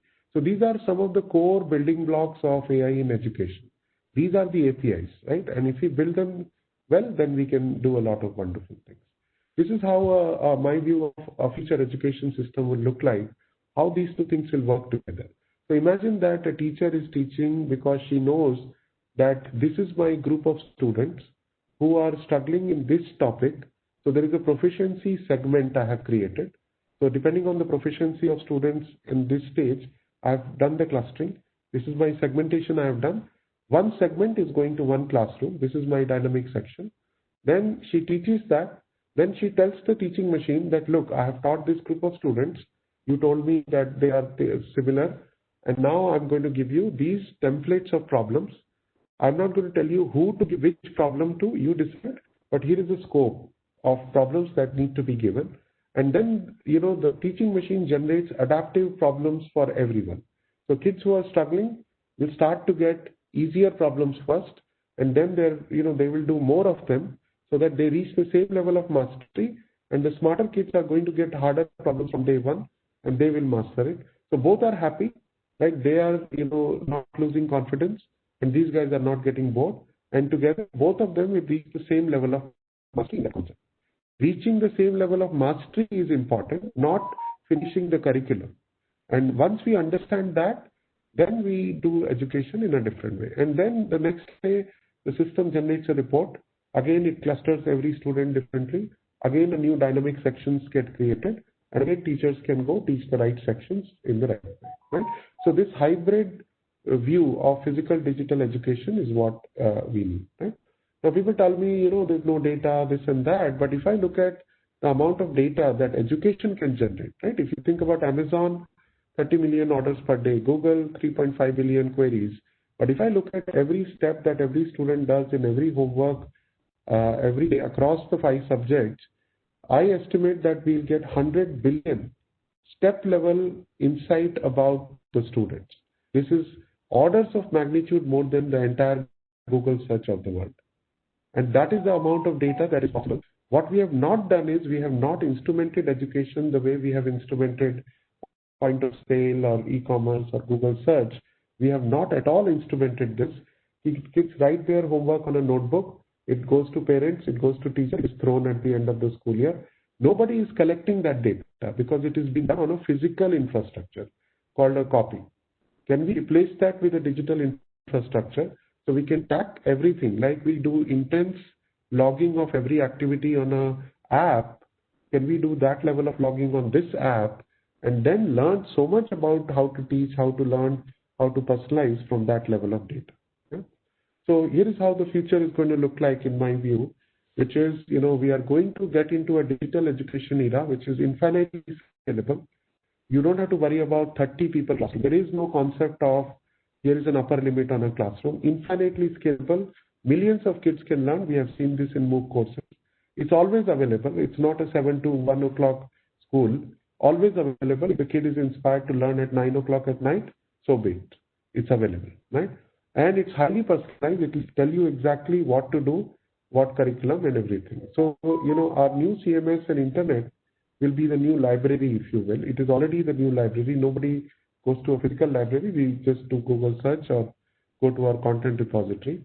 Our private public MOOCs that the teachers will create will be the classrooms. They will consume content. And the teaching machines are the new tutors or teaching assistants, which are a bridge between every teacher and a student and a subject. And they're monitoring and they're adapting and helping the students do the right thing. And our tablets will be the new digital schools, right? Now, here is a hybrid part of the education. This is my last slide. So the idea is a digital, as long as we can separate the physical and the digital part of education with absolute clarity, that what can be done digitally should be done digitally. What needs to be done physically has to be done physically. And if we have a simple, like in e-commerce, we can do digitally, ordering a product, reading the review, adding to wish list, all that we can do digitally, right? So let's do that digitally. Physically, I need to deliver the product at the customer's house is the physical part of e-commerce. So in e-commerce, we have separated the physical and digital very nicely. Same thing if we do in education, we'll be way ahead. So what is digital part of education? So there's a digital school, which is operated by a teaching machine, which is sitting with the student. So there is one teaching machine, completely a companion for each student, highly personalized. So it will recommend the next topic to learn, it will recommend the next content to watch, it will recommend the next problem to do and all that. Now the physical school, why would a student actually go to a building that we call a school today? There is no reason to go to a school to listen to a lecture. That is not the reason why students should go to school. What they should do, they go to school to clear their doubts. So they get one-on-one attention from the teacher or the mentors. They can go to school to actually be mentors. So if they have learned and mastered a topic, they can go and spend 4 hours a week mentoring other students. Because I think students learn best when they teach the topic. That is the ultimate proof that you have really understood a topic, that you can teach it to somebody else. So now let's create a system which is not competitive but cooperative, and students are helping each other learn. So they go there to teach and say, this is my extra credit, I teach 4 hours a week and all that, right? They go there to do projects together. They solve problems together. They sit around a table and brainstorm. They do hackathons. They create startups. That is why they should come together, not to listen to a teacher. That they can do at home. And then they go to school to do physical activities, sports, play, debates, orchestra, everything that you need a physical infrastructure, science lab, they go to school for that. So this is at least my view of a hybrid education system, which clearly separates what you can do digitally. You come prepared, you listen to the topics, you understand them. Now at school, you are looking forward to be creative about it, not mugging another concept and worried about test. Test is not an issue because test is there to improve you and it will already take you to a mastery level. You don't need to be stressed out about the test taking. Test taking is part of a learning process. Real learning is shown in projects and startups and hackathons that we do. So this is the model that I hope will be the new model of education in India post NEP and post COVID and post AI in this year. So thank you for your attention, and we don't have time for questions, maybe one or two questions. I think. Thank you all. Thank you very much, Dr. Shailesh. I think we can take one question. Let's take one question if you would. There is one question from Ashwini. The decision need to be collective. If decisions are made by teachers, then it's going to defeat the purpose. So you have any comments on that? Decisions need to be. Yeah. See, this whole new framework has to be evolved, right? See, look at the way national education policy has come out. Inputs were taken from everybody, right? Lakhs and lakhs of people contributed to it. Similarly, if we want to transform education fundamentally like this, again, a lot of people will have to come together to take such decisions and then, think about the right privacy laws, the right ethics and fairness. All of that has to be there. Content curation has to be there. But once we start the system will self-evolve because right content will bubble up automatically. The system will learn over time by teaching millions of kids. Improvement will naturally happen, right? And I think we need to just kickstart that process. Yeah. So more questions will come. I'm on LinkedIn. Please connect and thank you for it. Thank you very much, Dr. Shailesh. Actually, it's very different. Actually, AI industry means we are touching different part of the industry. Right now, first was online. Now we are talking about education sector. Now we have another two speakers. They are going to touch different aspects of the industry. So that is actually we are covering entire aspects of AI in industry. So let me share my screen quickly again. Okay. Thank you. Thank you very much. This is our virtual, where is that? Oh, come on. Okay. So virtual token of appreciation. Thank you. Okay. So we will move on to our next speaker. He is Dr. Malik Tatipamula. He will be talking about convergence of 5G edge computing and AI/ML.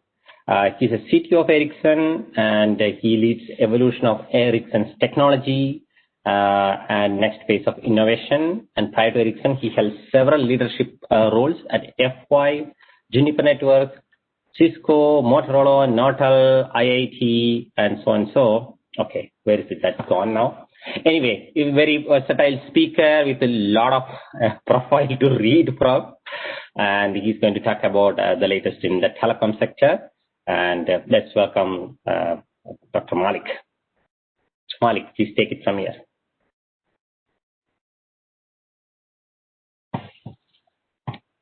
You are able to share?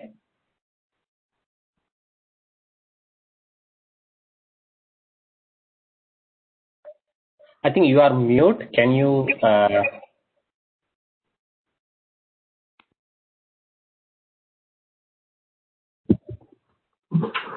Yeah, please go ahead. Can you hear me now, Krishna? Yes, please. Please go ahead. Okay. Good morning, Krishna. Good morning, Sunil and the entire team at IEEE Bangalore section. And it's my pleasure to speak with you all who is attending this conference.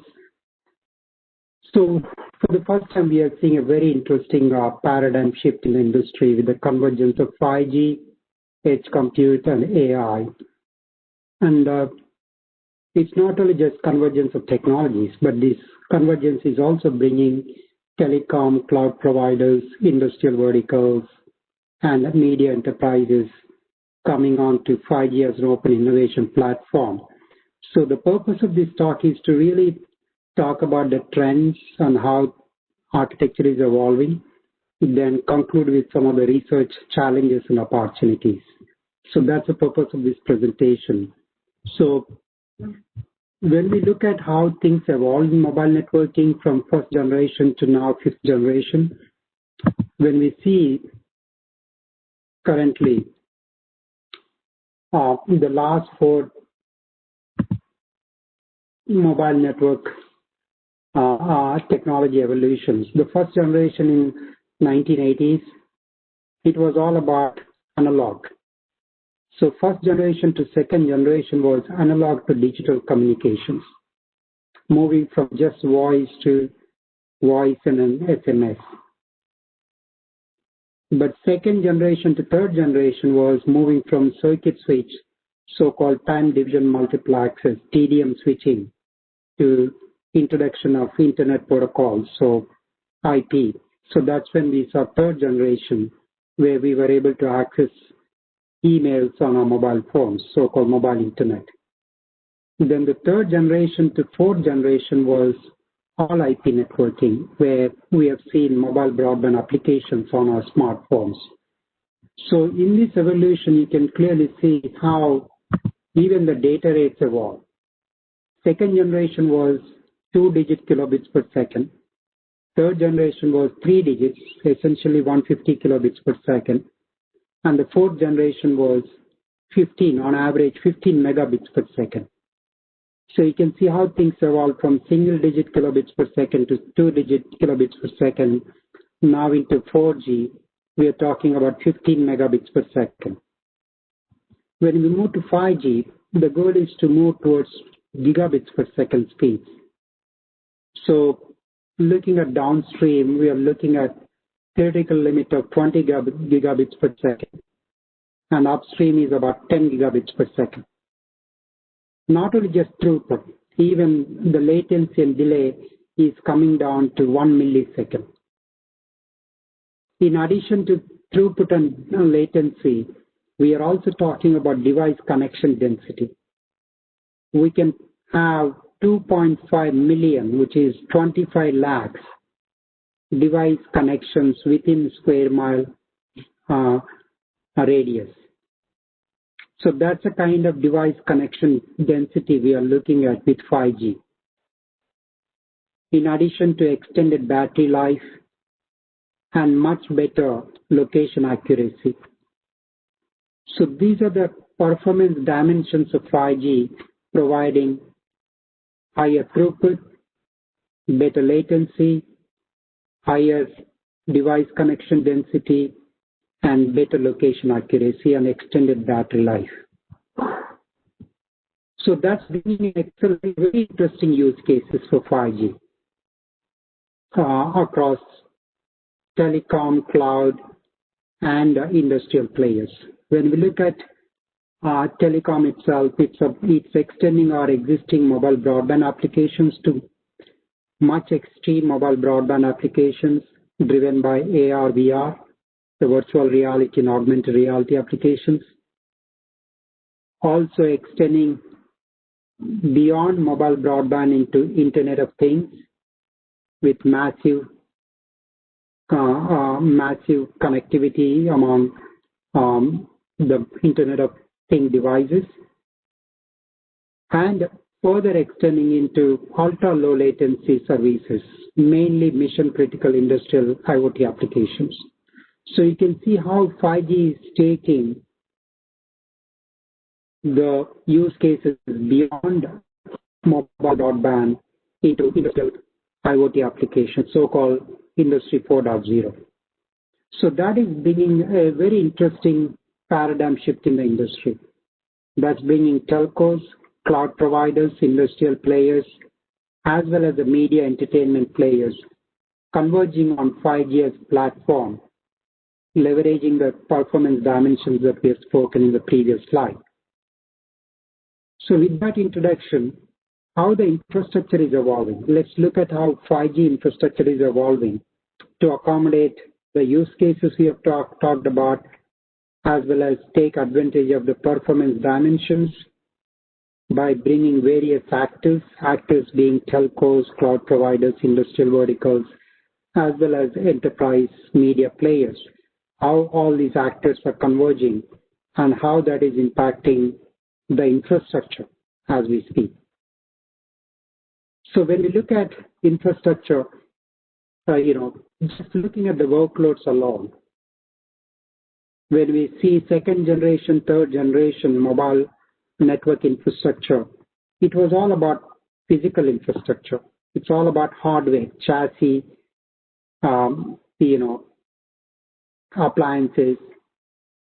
So the second, third generation infrastructure was all around physical hardware infrastructure, where the physical devices are the unit of scaling, And in order to implement any application or service on top of that, it used to take 2 years to enable any applications on top of those infrastructures. But now 4G, with the introduction of NFV, moved into virtualization, where we were able to virtualize the servers as VMs, and VM has become unit of scaling. So we were able to further reduce the application development into months instead of years using VM-based infrastructure. Now with 5G, we are moving rapidly into containers, where we are looking at microservices-based architecture. And in the case of containers, many of you know, we are doing virtualization at the software level, at the kernel, at OS level. So with that, you can even go much more smaller atomic scaling, where the applications and services are becoming unit of scaling.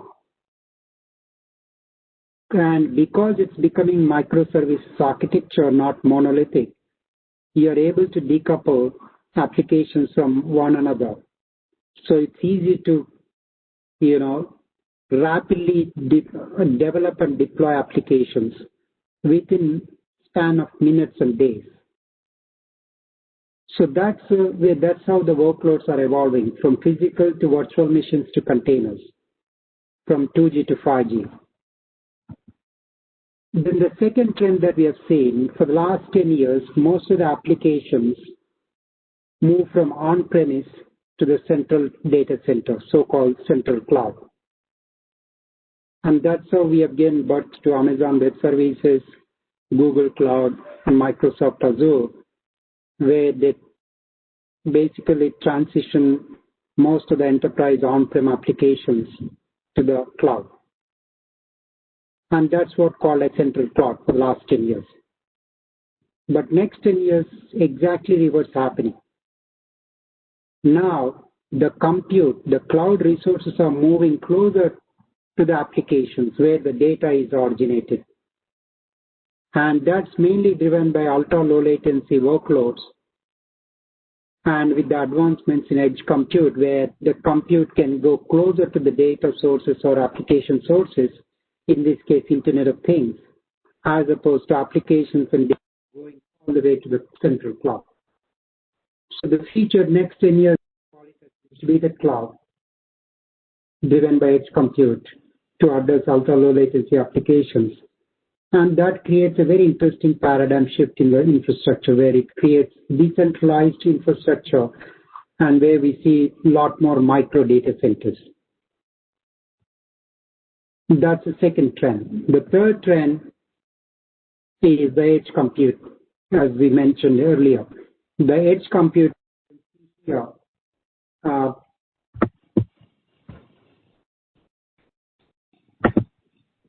as you can see here, the Google Cloud, AWS, and Azure, they are bringing the compute and cloud facilities all the way to the edges. There are three types of edge locations. The first edge location is customer edge. Within a factory location or within enterprise branch location, where customer edge connects all the devices within that branch. And the second type of edge is remote network edge. It's more of a WAN edge, wide area network edge. And the third one is network aggregation site. It's more of a metro central office edge. So what's happening now is that the hypercloud providers such as GCP, AWS, and Azure, they are bringing their cloud resources all the way to these three edge locations, depending on the use case and applications, depending on the bandwidth needs, depending on the latency requirements, depending on the regulatory privacy issues. They would be bringing that compute to all the way to the customer edge or remote network edge or network aggregation edge, depending on various business and SLA demands. So the third aspect is the AI. Now that we talked about 5G connectivity, on top of that, we are embedding edge compute by bringing some central cloud resources all the way to the customer edge or telco edge. Now, once you get the connectivity in place to take the data from point A to point B, once you have the edge compute to process the data, now you need to have intelligence to extract the value from the data. So that's where the AI comes. So the purpose of AI in this case, we call it as distributed AI, is to really bring that intelligence on top of that edge compute platforms. So if you really look at this slide, there are on the left side, the first column, that's a deployment, cloud to cloud or cloud to edge, edge to cloud or edge to edge. On the rightmost column, several use cases. Use cases can be as simple as recommender search on your Google search, or it could be self-driving cars, a lot more real-time sensitive. It could be smart cities, or it could be industrial IoT use cases such as predictive maintenance. So you have multiple use cases on the right side. You have multiple deployments on the leftmost column. In the middle three columns, there are different data model characteristics. Because in the case of AI, it's all about data. Data sets, and how you create the data models, and how you extract the value from the data model through inferencing. So it should be that faster inferencing to realize ultra-low latency, depending on the data model and workload characteristics. So we categorize that into 4 deployment scenarios with multiple use cases. Then you would do either training in the central location with inferencing done in central location in the case of high bandwidth, low latency applications. I would say low latency means latency insensitive applications. Whereas you do training and inferencing at the edge locations if it is very ultra low latency sensitive applications. So you can see when you implement distributed AI, one has to implement distributed AI based on the data model and workload characteristics to figure out, is it bandwidth intensive, is it latency sensitive, is it a privacy regulatory related issue.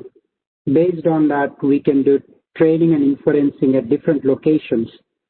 Training and inference can be centralized if it is bandwidth intensive but not latency sensitive, but it should be done in a distributed way at the edge if it is very much latency sensitive. So that's a thought process. So that brings up the very interesting paradigm where the convergence of connectivity due to 5G, compute due to 5G compute, and control theory due to AI machine learning happening as we speak. And that is driving a decentralized/distributed infrastructure. When you look at how the journey happened over the last 30, 40 years, if you see those 4 rows where connectivity is all around networking, compute is all around cloud, control is all around AI machine learning, and the content is all around applications. In 1990s, the innovation across these 4 layers were independent. 2G was very much circuit switching. Compute was very much around mainframe.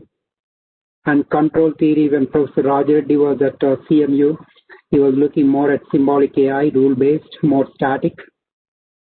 And the content was heavily monolithic. And the innovation around these 4 layers were independent. They were not connected at all. They are completely, the researchers, scientists, faculty members, they're all doing independent research. But as we move into 2020s, the innovation at the 5G layer is tightly coupled with innovation at edge compute layer, tightly coupled with innovation at control theory, which is AI machine learning. That tightly connected to what sort of applications we run on such an infrastructure. So you can see how things evolve over the last 30 years, where the things were completely isolated versus now they're completely converged. And the 5G brings very fast connectivity, with edge compute being faster processing, with real-time explainable system for AI to do faster inferencing. And when you have faster compute for processing, faster connectivity to transport, faster inferencing to do extract the value and do decision making, that's when we can realize ultra-low latency. So that's what we call it as convergence of forces. Connectivity, compute, control, and content is happening as we speak. And in between 1990s and 2020s, you have seen the world, how world changed from 2G to 3G to 4G, and the compute world, mainframe to PC to client server to central cloud, now distributed cloud. Now in future, we are talking about quantum computing. The same thing goes with control theory. Earlier, symbolic AI, later on, neural networks, deep neural networks, and then we talked about dynamic AI driven by, hypercompute graphics, graph theory, and now we are looking at real-time decentralized explainable systems. So putting all the pieces together, while we see next 10 years, the cloud resources moving towards where the application sources are, or towards where the data sources are, that creates a distributed cloud concept, and how that applies in 5G world. In the case of 5G, it provides connectivity. So what we do, we just take the SDN and NFV concepts, software-defined networking and network function virtualization concepts. So SDN and NFV, for some of you, essentially it has got 4 constructs. First construct is, how do I abstract hardware from underlying software? Second construct is that, how can I implement programmable APIs? Third construct is, how do I virtualize and orchestrate? So by taking these 4 constructs, we are able to slice the network, take one physical 5G network and slice that network into multiple virtual slices or virtual networks. And then you assign each slice to one IoT vertical. IoT vertical means manufacturing, transportation, healthcare, education, like that. So you have multiple virtual networks assigned to multiple IoT verticals over a common physical network implemented by SDN and NFV. So that's around connectivity. Once you have connectivity in place, you bring the compute closer to the edge, so-called edge compute, to process the workloads or data or applications at that edge locations using the connectivity to transport that point A to point B. So once you have connectivity to transport the data from point A to point B, once you have edge compute to process the applications at the point B, then the third aspect is that to extract the value from the applications once the data processing.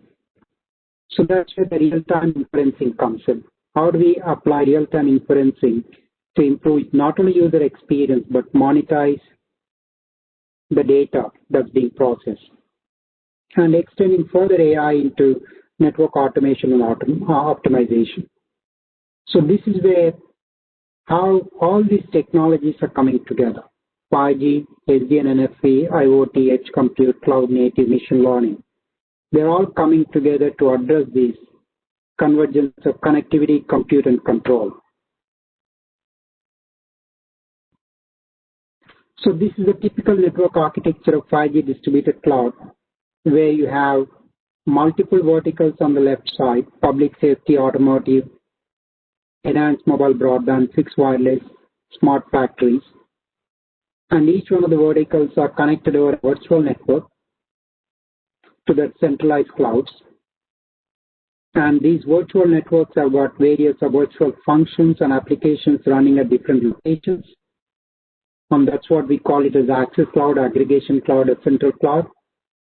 Then you have AI and automation layer to simplify this network through automation so that we can manage the complexity offered by these network slices.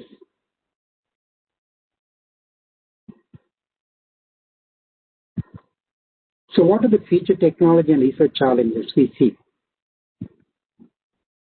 So this is how the 5G distributed, by 2025, if you put yourself in a year 2025, how the world looks like. This is how we believe world looks like, where you got multiple clouds, public cloud coming from AWS, GCP, Azure, telco cloud coming from telco providers, enterprise cloud, and your compute resources distributed all over. And then you have AI, distributed AI on top of that to drive training and inferencing. So the question that comes up is, when you have such a distributed multi-cloud infrastructure, how do you do workload migration seamlessly between one cloud to another cloud? While you do workload migration, how do you maintain consistent SLAs, subscriber level agreements, or consistent QoS, consistent quality of experience, consistent security services and policies when you are moving workloads from one cloud to another cloud, or one edge location to another edge location, or one public cloud to telco cloud to enterprise cloud? So the question that comes up is, how do you do seamless workload migration in a distributed multi-cloud environment? I think that's a big research challenge. It's still being worked out. Then the second question is that, okay, for the last 10 years, we have seen the workloads migrating that has got fundamental impact, and how do you see the next 10 years? So I just put together a chart for some of you to have interactive discussion. For the last 10 years, when you look at it, applications were monolithic. Next 10 years, the applications will move towards microservices. In the last 10 years, the application migration happened from on-prem to central cloud. Next 10 years, it's going to be completely reversed. We will see applications distributed across multiple clouds, micro data centers. Last 10 years, most of the applications are TCP based, non-real time. Next 10 years, we expect a lot of the applications are on UDP, RTP based, or ultra low latency applications. Then last 10 years, we have seen the centralized hyper-converged infrastructure, massively scalable data centers. But next 10 years, we see mini data centers, so-called micro data centers, where we see integrated connectivity, compute, and storage across various locations. The locations can be a central office that you see within your metro area. So you will see tons of micro data centers in Bangalore area itself. Tons means you will see reasonable amount of micro data centers. Last 10 years, the one of the rush was to take applications to central cloud, but that created a siloed cloud infrastructure. Next 10 years, we expect that it's seamless application migration, breaking the silos across multi-cloud. And last 10 years, due to the applications, most of the AI machine learning algorithms were centralized for training and inferencing. But next 10 years, we expect due to real-time workloads, we will expect distributed, hierarchical, federated, real-time explainable systems being much more prevalent. And we expect to see a lot more distributed training and inferencing. And when it comes to software development, last 10 years, we were doing mostly waterfall methods in software release management. Next 10 years, we expect that to go into much more agile and DevOps CI/CD pipeline.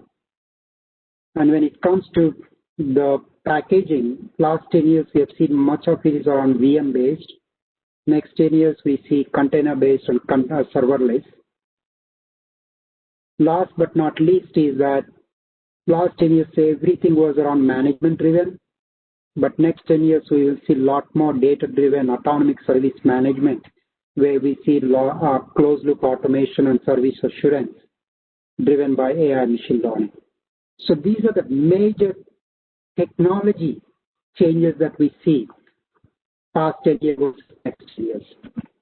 When it comes to research challenges, as I mentioned earlier, we are seeing convergence of connectivity, compute, control, and content. That convergence creates a massive research opportunities for PhDs, masters, and the faculty, even the research labs that we have in Bangalore. The question is that, okay, micro-segmentation we have done in a central cloud. How do we implement micro-segmentation in a distributed cloud? How do you do network slicing in a distributed cloud environment? Not just across layer 1, layer 2, layer 3. It is across layer 1 all the way to layer 7 in OSI protocol stack. How do you do micro-segmentation not just within one domain, but also across multiple domain and multiple operator scenarios? How do you create a trust orchestration? The moment we talk about telcos and hypercloud providers, enterprises, and industrial verticals converging on 5G, how do we really orchestrate trust? How do we implement zero trust across these various players? How do you do security monitoring? How do you do visibility and monitoring aspects for security and vulnerabilities across that sort of multi-actor deployments? How do we bring AI ops, DevOps, and DevSecOps together? How do we unify that operations? How do we do closed loop automation and service assurance so that it's not static manual provision, it's all data driven? How do we create abstraction? There are so many compute layers, FPGAs, ASICs, TPUs, DPUs, GPUs for AI machine learning acceleration. At the same time, we have multiple ML frameworks, TensorFlow, PyTorch, and so on. How can we create an abstraction layer so that we have one? And how do we do security for AI and AI for security? And how do we scale and performance in real time? So these are the very interesting research challenges that brings up my last slide on the conclusion front. But the convergence of connectivity, compute, control, and content is bringing very unique challenges for us to look at in a distributed multi-cloud environment. I think that brings up my that concludes my presentation, Krishna. Okay, thank you very much, Malik. And that was very insightful, covering telcos, AI, edge, cloud, and everything. This is truly, AI in industry. As I said, we are covering various aspects of AI in industry. Thank you very much for covering that. I think my pleasure. Thank you. Thank you. And let me put my slide here. And this is where is my slide? Okay. Yeah. Thank you. This is a virtual token. Thank you very much. Okay. So we'll move on to our next speaker. Probably he's the fourth speaker. And so Vinay Jammu, VP Digital. He's going to talk about AI, application and challenges in industrial space. He's currently the VP of the Physical Digital Technologies to GI, and he's responsible for strategy and execution and domain-based analytics and various aspects of AI. And he did his PhD in mechanical engineering with artificial intelligence, and a very apt talk going to cover what AI is going to be in G. Dr. Vinay, please take it from here. Thank you very much, Krishna. I hope you are able to hear me. Can you please make me a presenter? There it is. Thank you very much. Yeah, the presenter. Yes. Okay, hope you're able to see my screen. Coming up. Yes, please go ahead. Good morning, good afternoon, and good evening to our worldwide audience here. Thank you very much to the IEEE organizing committee for this opportunity to talk. So I will primarily be talking about applications of AI and the challenges in the industrial space. This is a space that GE works in, Industrial Internet of Things. I will primarily focus on digital twin technologies. This is an area we encapsulate AI applications. And my area of work for the past 30 years has been what we call as physical digital technologies. And I think our previous speakers also talked about this. Physical digital would be the physical manifestation of a lot of things we see, like the gas turbines, the steam turbines, the jet engines, the MR machines, wind turbines, and so on. The digital is application of data, data science, communication technology, and AI as well. How do you bring these two together in a seamless manner to deliver outcomes that are better for the society is a big work for us in GE. So let me first give a motivation for Industrial Internet of Things. Now, this has been the same for the past 30 to 50 years. We want our industries, which are the main manufacturing hubs for the society, to be operating safely. Like loss of life, we want to zero that out, and customers want to work with companies that are considered safe. A big motivation for Industrial Internet of Things is efficiency. Can you do more for less? Can you emit less greenhouse gas emissions to make the same amount of production? Can you reduce the maintenance costs? Can you prevent downtime? Can you prevent rescheduling costs associated with, for example, airline rescheduling? Can you prevent downtime associated with power loss? Can you improve the production efficiency by reducing production cost?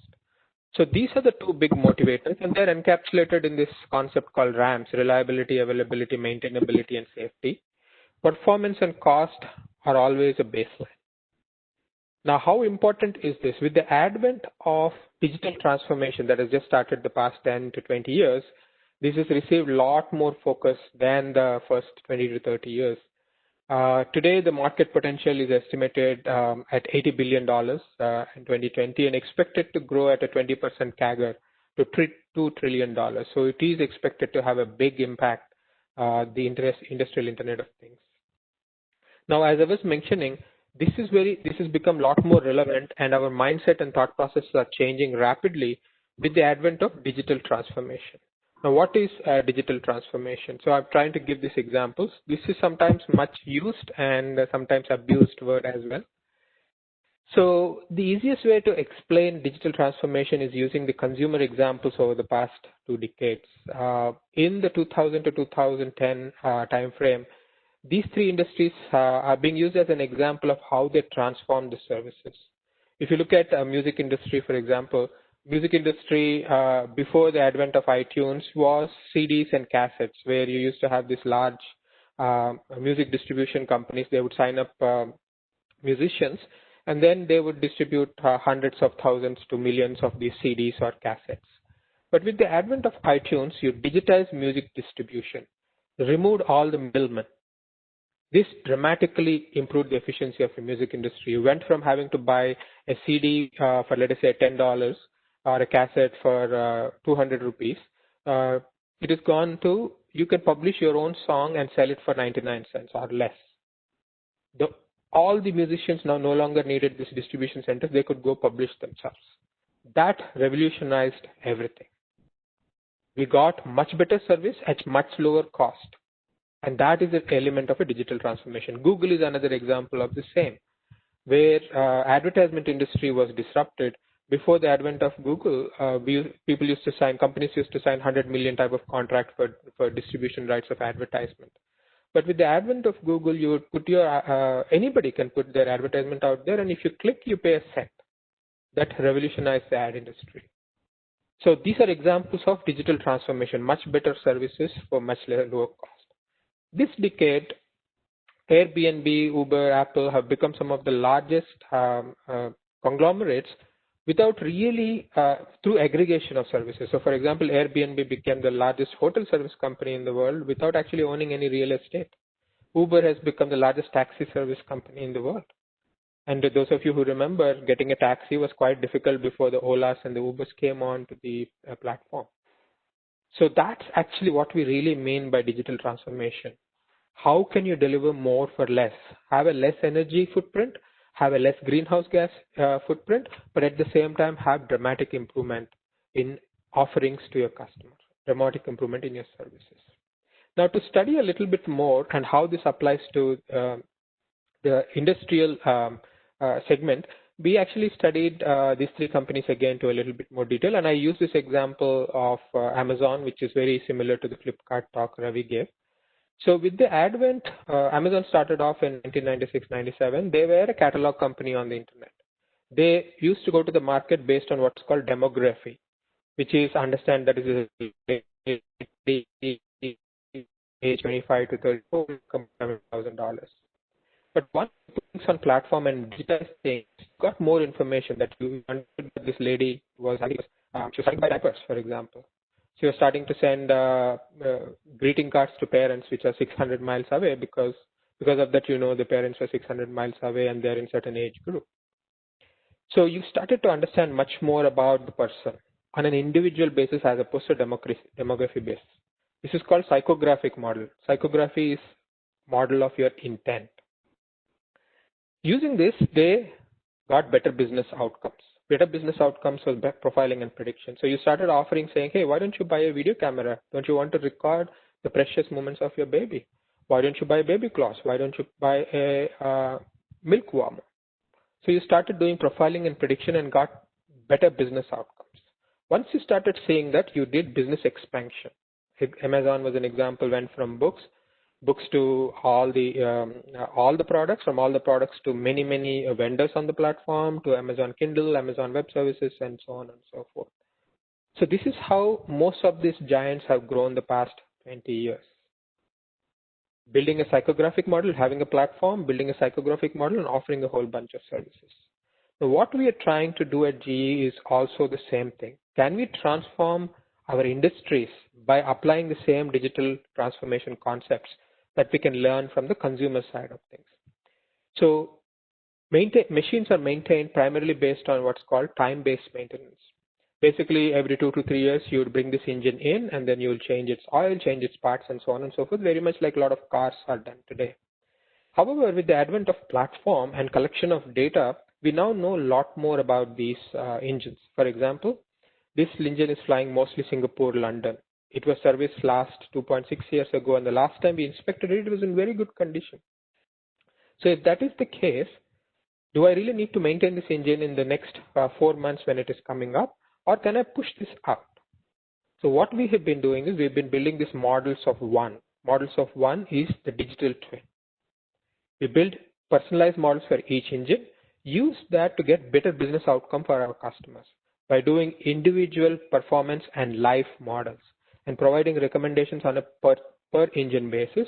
And hence, every customer knows what it's going to cost and what it is going to produce on a per engine, per asset basis as opposed to a fleet basis.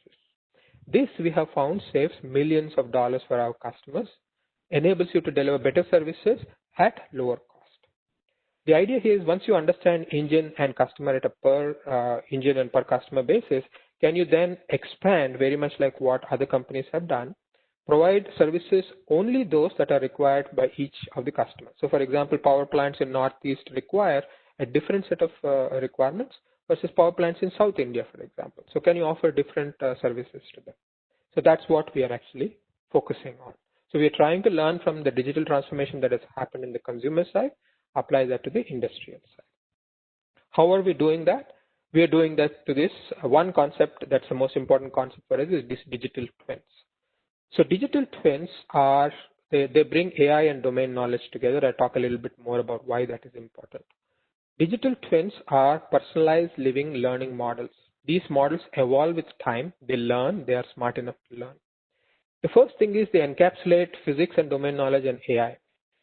This is very, very important in the industrial space. In the industrial space, causation is very, very important. When we go tell a customer that this engine has a problem and you need to maintain it, repair it in the next 12 hours, as an example, our customers ask why. What is the basis for this? These engines are designed on a Brayton cycle. So related to that cycle, what is different for this engine for it to require this maintenance? So we have to provide a physics or a domain knowledge based explanation. We cannot take a black box based approach.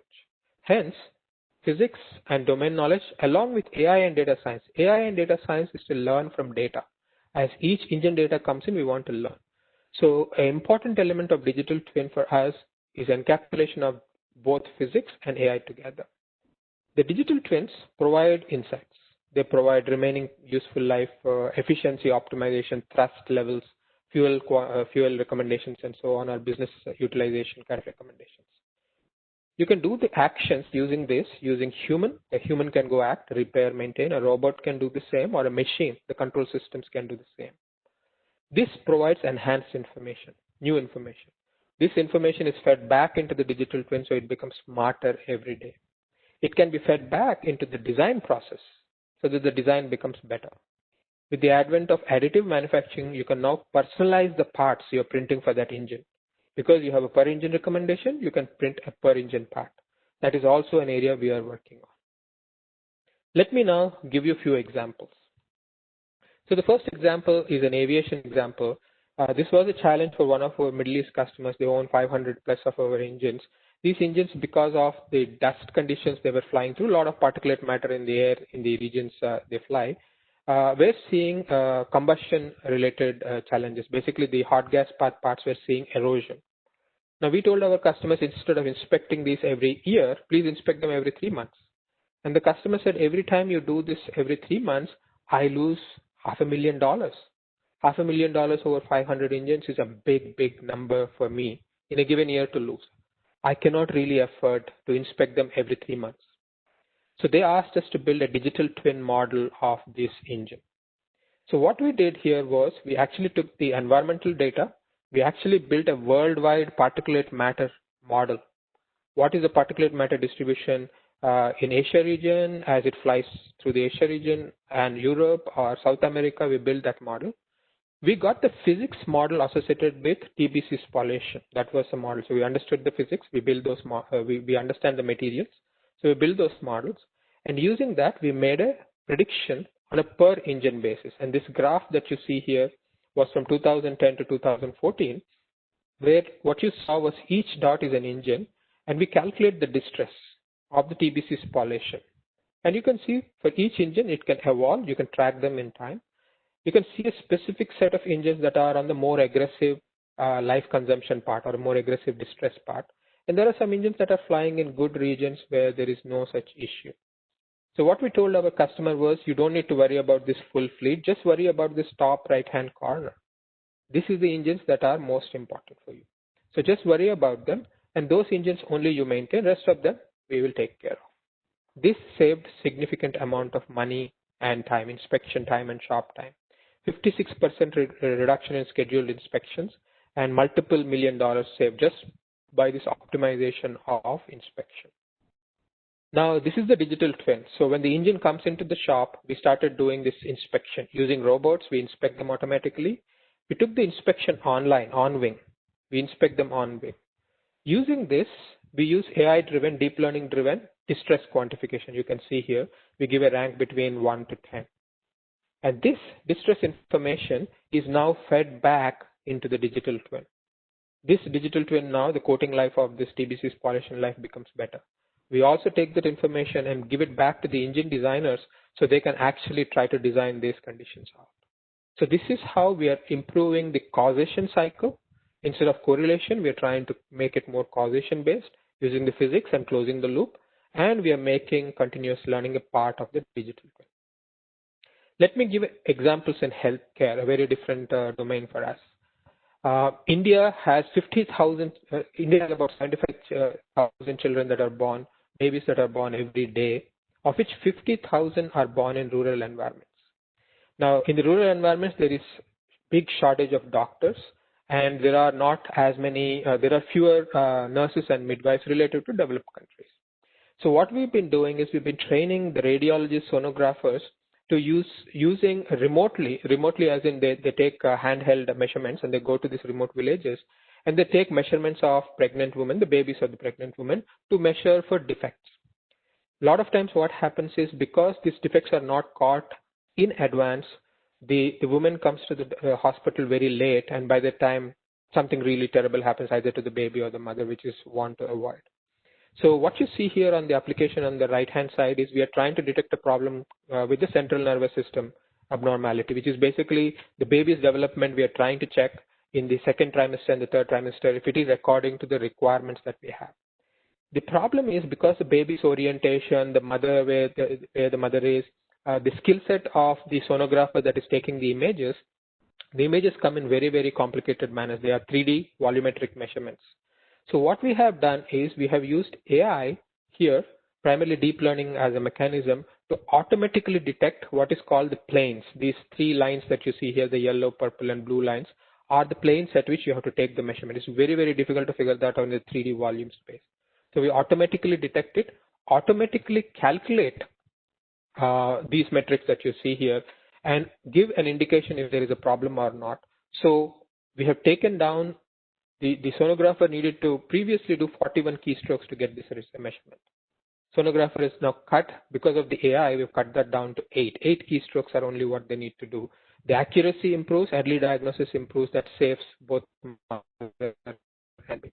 We also do similar applications in radiology, in X-ray, detecting pneumothorax, where you're looking for fluid or air ingestion outside the lung that collapses the lung. We're using the same technology for COVID detection as well, using AI to detect COVID using X-ray, which is more popular than CT. So let me move into the final section of my talk. What are the challenges? AI has now become very, very prevalent. Everybody is talking about AI. The tools, more and more tools are coming through. But the challenges are also increasing because of use of AI significantly. So what you see here is the analytic life cycle, which starts with business problem identification, data preparation, development, validation, deployment. The deployment needs to go into software development cycle. In the software development cycle, you define the requirements, design, develop, test, and release it.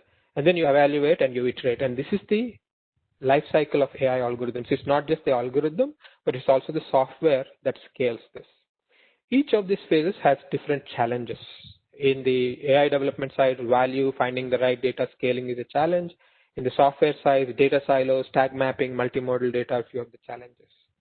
Also, the social side of things are also becoming very, very challenging. Can our AI be fair, unbiased? Can AI be explainable? Does it have traceability and accountability? Is it private and secure? Can we maintain that? And reliability and reproducibility are very, very important, especially when you're looking at FDA, FAA regulated spaces. I'm going to give you one specific example on what we are doing in the explainability space, and then I will conclude. So the big question for us was, today, can AI be humble? And basically the question was, AI being humble basically means, can it say that I do not know? Because of the way we implement our AI algorithms, you give it a bunch of inputs, it gives you an output. And you need to be smart enough to know how to interpret the output. If the output is extrapolating beyond the regions of interest where your training data is, AI will not tell you, that algorithm will not tell you that that is the case. So an example here in the wind turbine case, I know this is fault class 1, please authorize me to take an action, which could be a repair maintenance recommendation that you send out or a control action you send out. In the second case, this is a wind turbine generator problem of fault 1 or fault 3, but not 2. It's not the second category. I need more evidence. So please, can you help me resolve this by giving more information? Is our AI smart enough to know its own competence and to improve itself? Is a big area for us, especially when you come to scaling of problems. So we've been working on this. So we introduced this concept in our digital twins called Humble AI. Humble AI is something that is aware of its own competence and improves its competence via learning. So what you do is you take your AI model, you introduce the next level of intelligence, which is optimization with competence-based constraints, competency of your model. So the graph here you can see, the AI model says in the green regions, I know I have enough data and I know my competency and my uncertainty bounds. In the red regions, I do not have so much competency. So when the red regions come in, I want to be careful about my answers that I give. Now, if it comes out to a red region, it basically says, look, I need to learn. We have now been working on 4 forms of learning for AI models: continuous learning, active learning methods. Self-learning is using its own data, it can learn. Learning from humans guide the learning process. Learning from peers. Peers would be the peer digital twins of wind turbines that are around it, for example. And learning from simulation.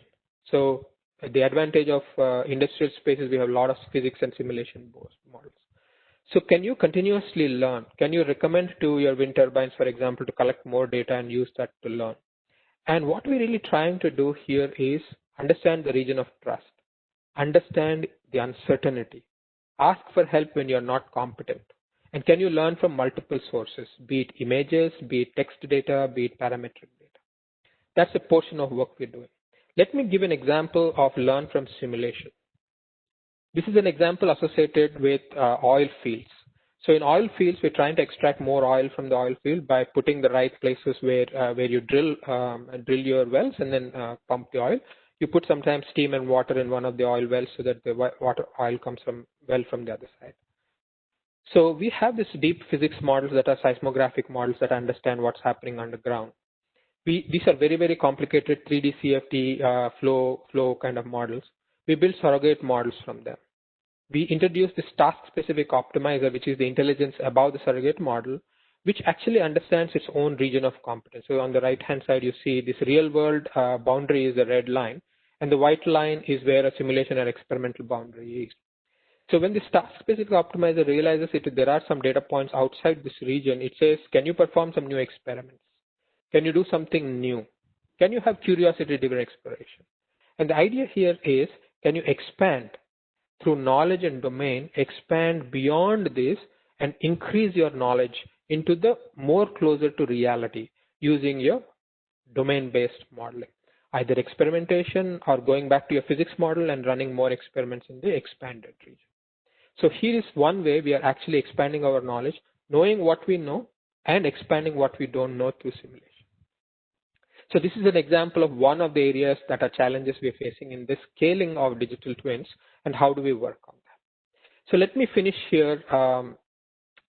The digital transformation is a big change for everybody. Everybody is trying to reap the benefits of this and make the society better, make things more greener and more sustainable. To do this, you need a lot of technology. But very, very important is also the culture in our organizations. The companies that are born newer, the past 5 years, have got a lot more of this inbuilt culture. But industries that are older, 50 years, 100 years old, require a lot more of this thought process. Our old focus was product-based, automation-based. We need to move to outcome-based and autonomous thought process. As the scale increases, autonomous systems are more required. Technology adoption to culture, leadership, talent. Six Sigma lean to agile and AI. We talked about this in the previous talks as well. Proprietary to open and democratize, and 3-year plan to a continuous journey. These are very, very important elements of changing the culture that will enable digital transformation for our companies. Thank you very much. That is it. Thank you very much, Vinay. I think you covered a lot of areas, jet engine to medical to, humble AI to simulation. Yeah, very, very well covered all the areas. I think the last 4 speakers you take now, when you say AI industry, it's pretty much covered a lot of areas actually. That's exactly what we wanted. You did very well, Vinay, to cover it up, most of the things at the end. And thank you very much for joining. And we have the standard thing. Let me share that with you. Okay. Here it is. Thank you very much. Thank you very much. Thank you very much for the opportunity for me to talk today, and I really appreciate this opportunity. Yeah. Very glad you to be here actually. So thank you. So we will move on next to the other interesting aspect of the session. That is the last segment. Actually, this is a panel discussion. So we have 4 interesting panelists here, and we will pick their brain to see where the AI is going, what are the advances in AI, what are the trends, how it will help in the world, in India, and what else we can learn, so on and so. Okay. With that, let me welcome our panelist, Radesh Kanumuri, Rajdeep Dua, Anshul Tanwar, and Neeraj Kumar. Okay. Now, it's a virtual event. They are here. Okay. Hi guys. Hi. So let me just briefly introduce one-liner, and I will give chance for them to talk. Rajesh is actually a managing partner of Arca Venture Labs. Actually, he's a venture capitalist, actually. So he'll be talking more about what he's connected with and what he'll be doing. Okay.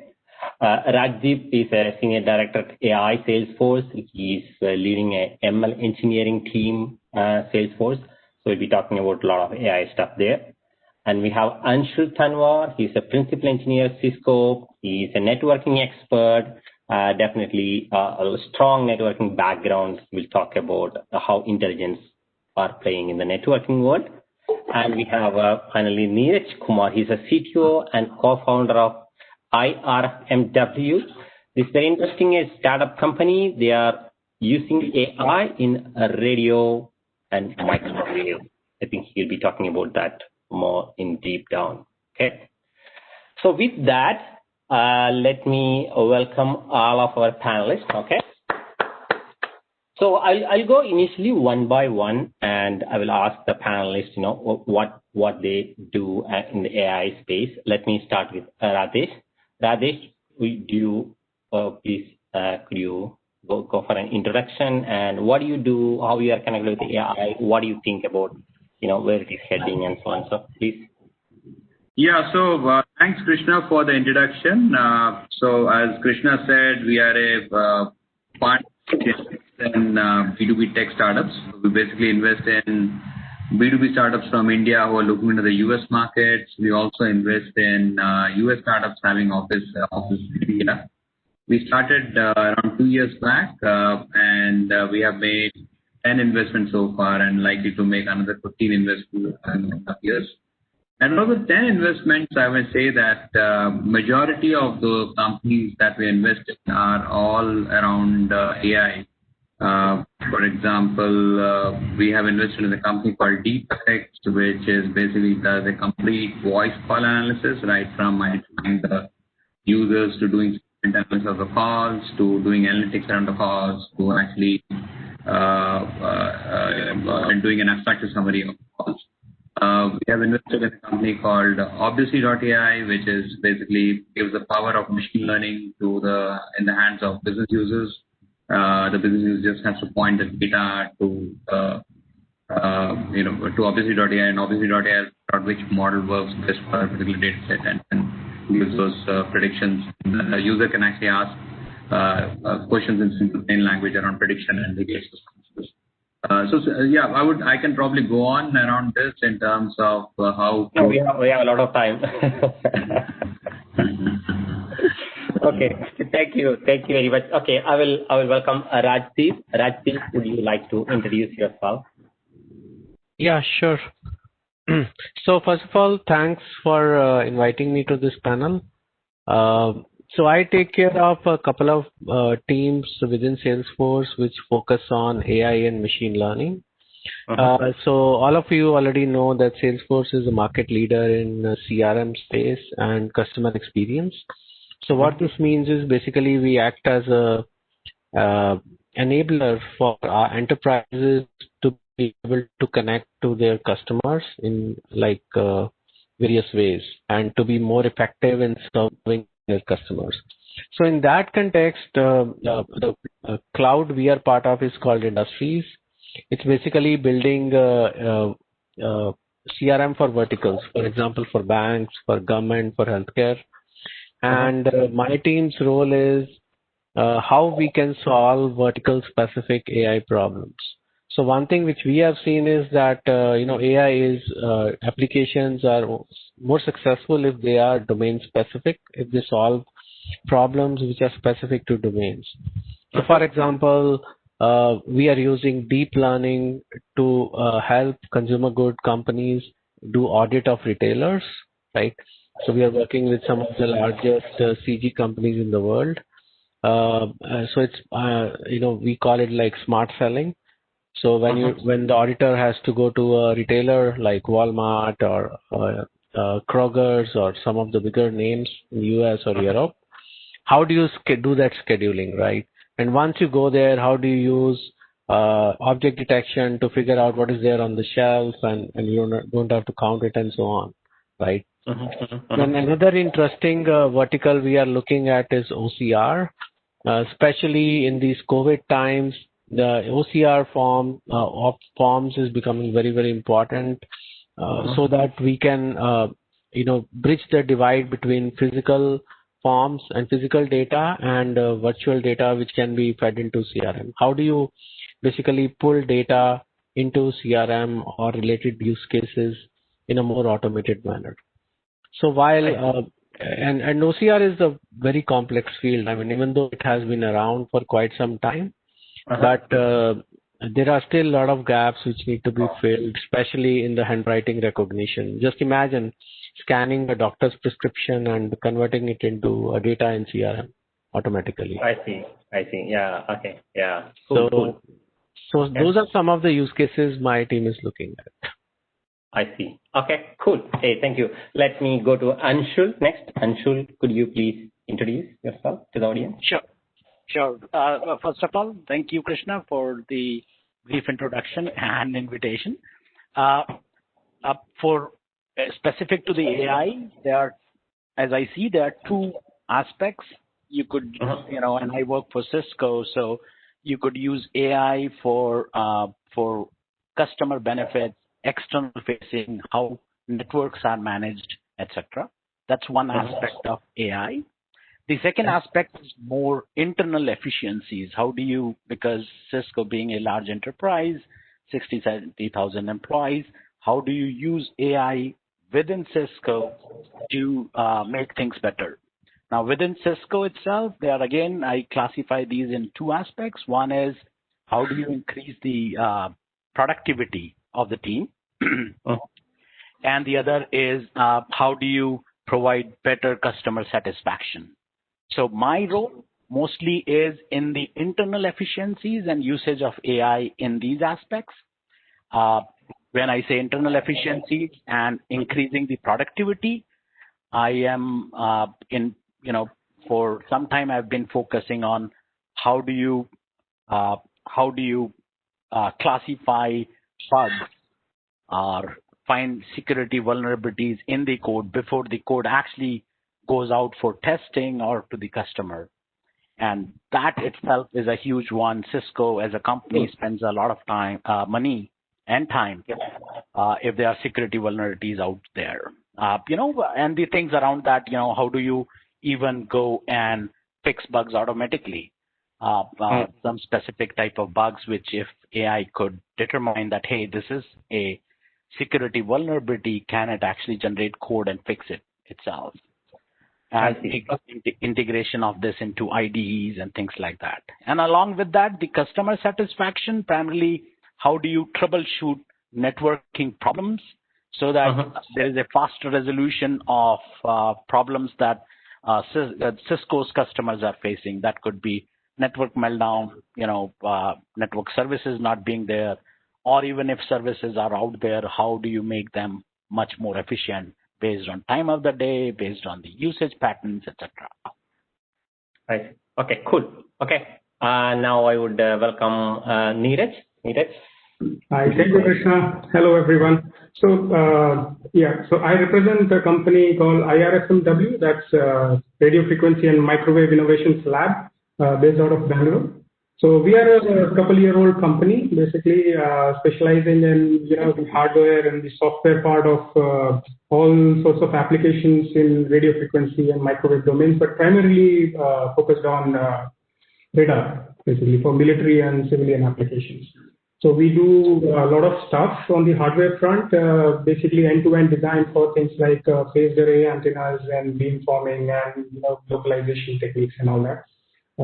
We have in-house capability of building RF front-ends and TR modules, and we also do a lot of hardware and software stuff for electronic warfare, and our clients are in DRDO and a few guys in the civilian sector as well.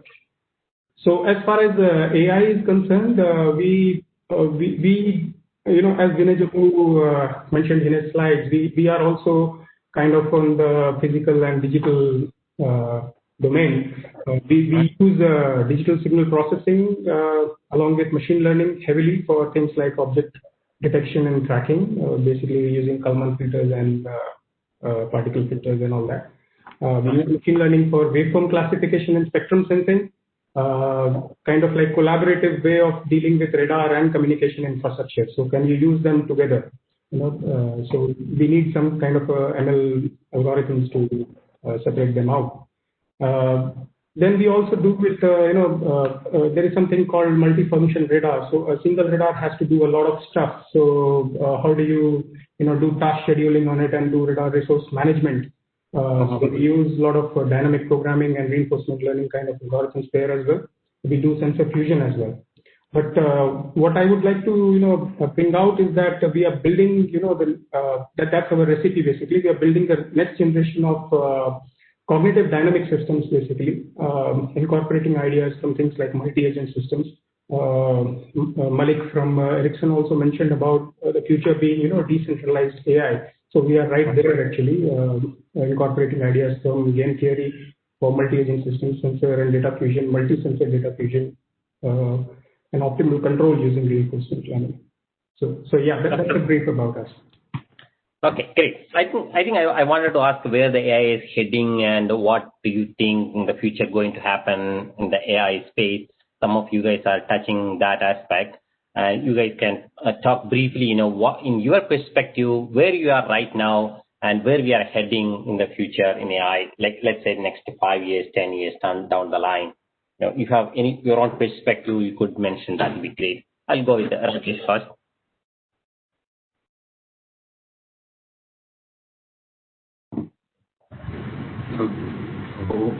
Who did you say first? Yes. Can hear you. Okay. So in terms of like what I see right now is that the whole AI, I think it can be divided according to 4 categories. One is where, and basically how this is evolving is that it's trying to replace how humans perceive things, and AI is trying to take over those things. So for example, the first category I would put is the image recognition. How humans can recognize images and objects from the eyes. I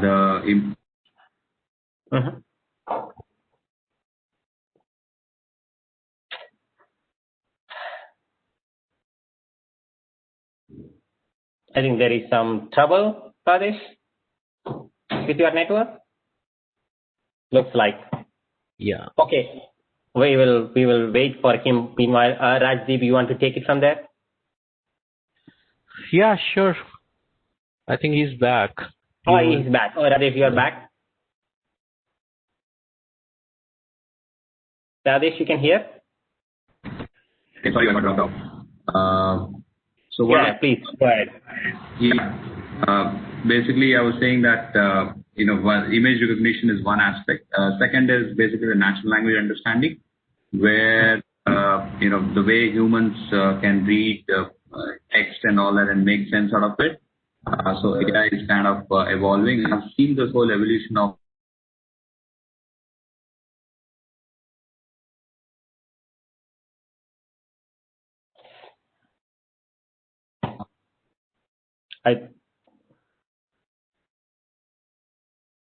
looks like there's some issues with my computer. Yeah. Rajesh will come back. Now 2 minutes, we'll come back to your place. Okay? Okay, Rajdeep, go ahead. Yeah, sure. Yeah. So, I think if you can repeat the question, that will help. So, what is the current state of AI and where we are heading actually? Like, in your perspective, let's say in another few years, 5 years, 10 years down the line, where we are heading in AI? What exactly we are heading to? Okay. So I will talk in the context of enterprise, because AI itself has become too big and there are various domains within AI where people focus on. I think 3 main categories where we focus on are machine learning, and within deep learning, either image processing or NLP, right? On the machine learning side, I think definitely things have become much more sophisticated with all the sophisticated kernels for SVM. What we are seeing, especially in the enterprise space, is that there are still a lot of challenges today. I think the data availability of data to be consumed by AI is fragmented. The biggest challenge is how to basically get the data in one place and remove the duplication of data. Or I think once you have that data in one place, doing the right feature engineering so that it is in a state where it can be consumed by machine. So machine learning is generally 10% of the part, right? Data ingestion, data engineering, feature engineering, that is where most of the hard work is. And we are, I think, still in early days for enterprises. So one challenge with the enterprises I see is that while, if you are in a B2C space, you can have one model which works quite well. But think of, an enterprise. Every enterprise, the data shape is different, data sizes are different, the features they need for the same use case are different. So we need like models which are specific to every enterprise or customer. And in Salesforce, the biggest challenge is we want to automate all that. So how do you build an automated pipeline which is also customizable enough for every customer, right? That is the problem we are trying to solve, not only for machine learning, but also for deep learning. In deep learning, the challenges are even tougher because capturing images, especially from field, it's still early days.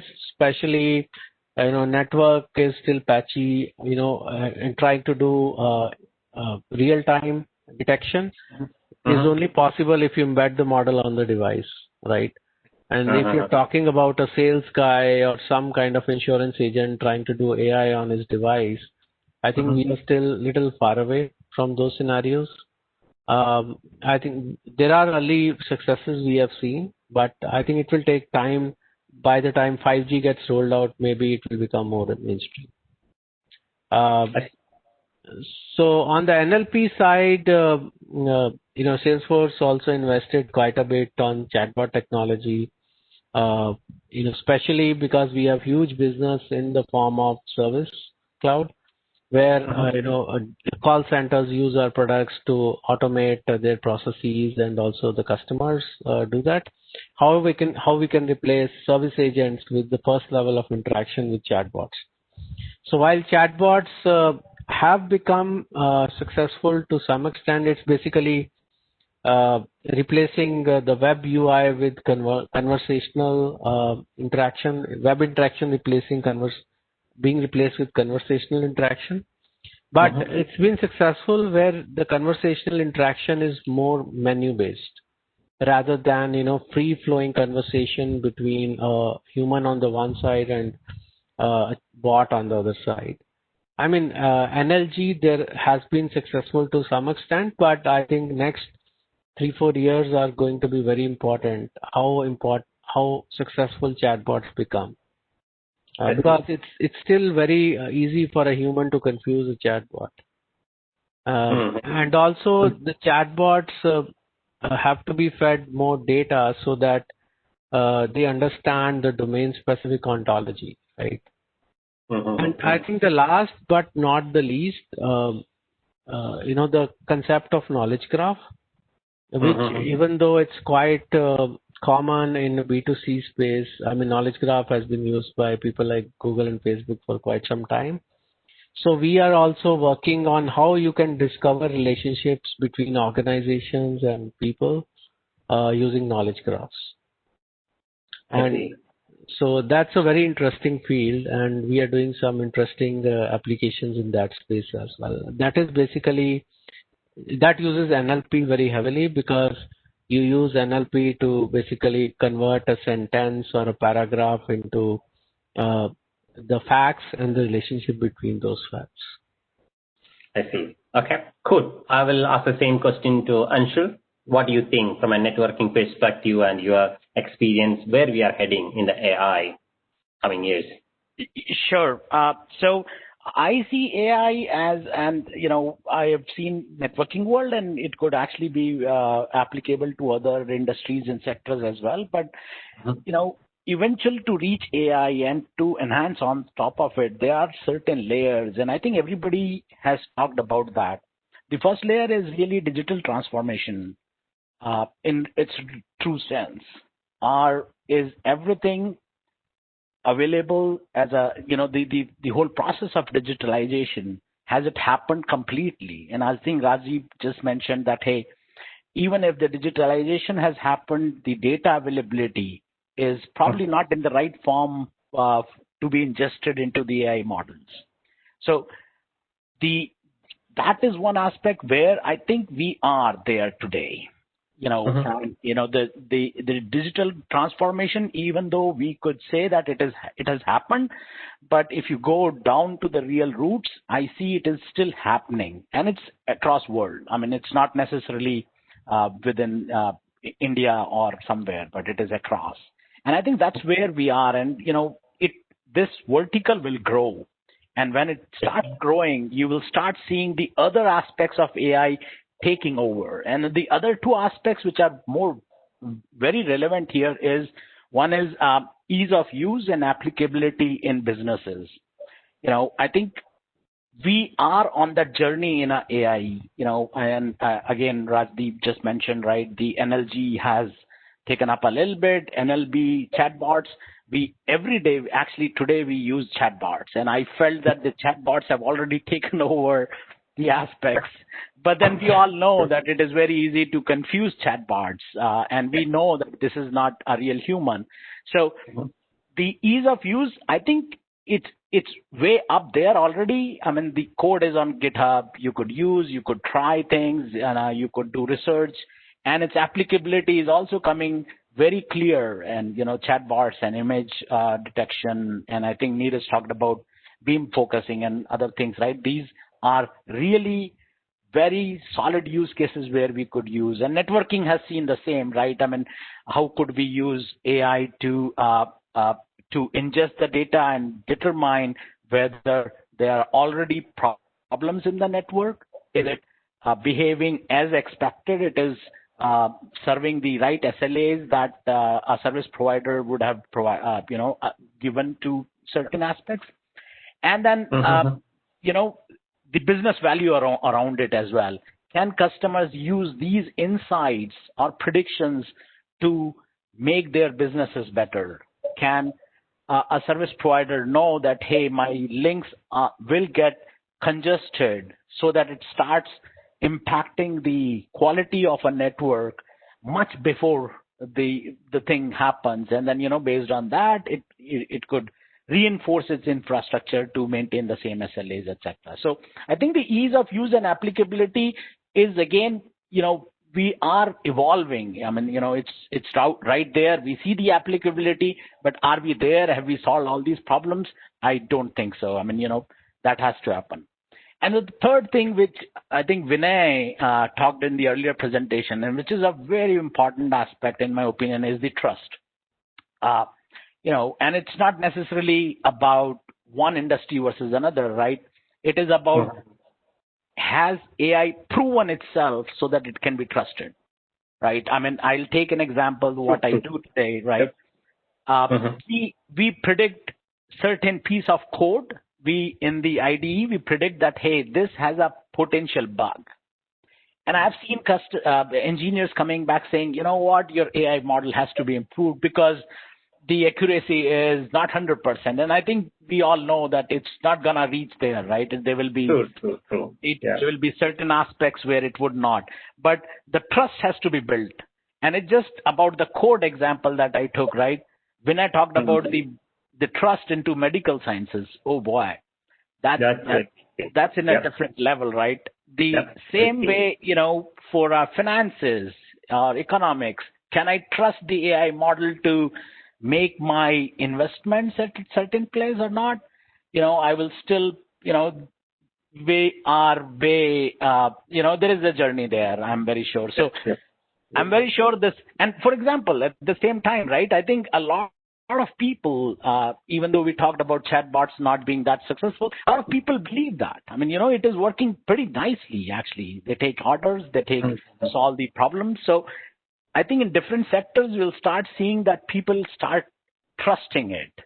And in certain cases, it will take its time, whether it's a people trust or a compliance from, coming from, say, medical sciences or some industries like that. So that's where, I think there is a long way to go, and I think it's the right path is where I will conclude. It is there. Yeah, it is there. It is there. True. Neeraj, you want to add something on top of that from your side? You already talked about a lot of the activities you are doing in your space. What do you think AI will be there in next 5 to 10 years, at least in your space, from your perspective? Yeah. Yes. So allow me to introduce a slightly different perspective here. Is that I'd like to see two aspects to it. One is that how AI is improving our experience and business process efficiencies in the industry.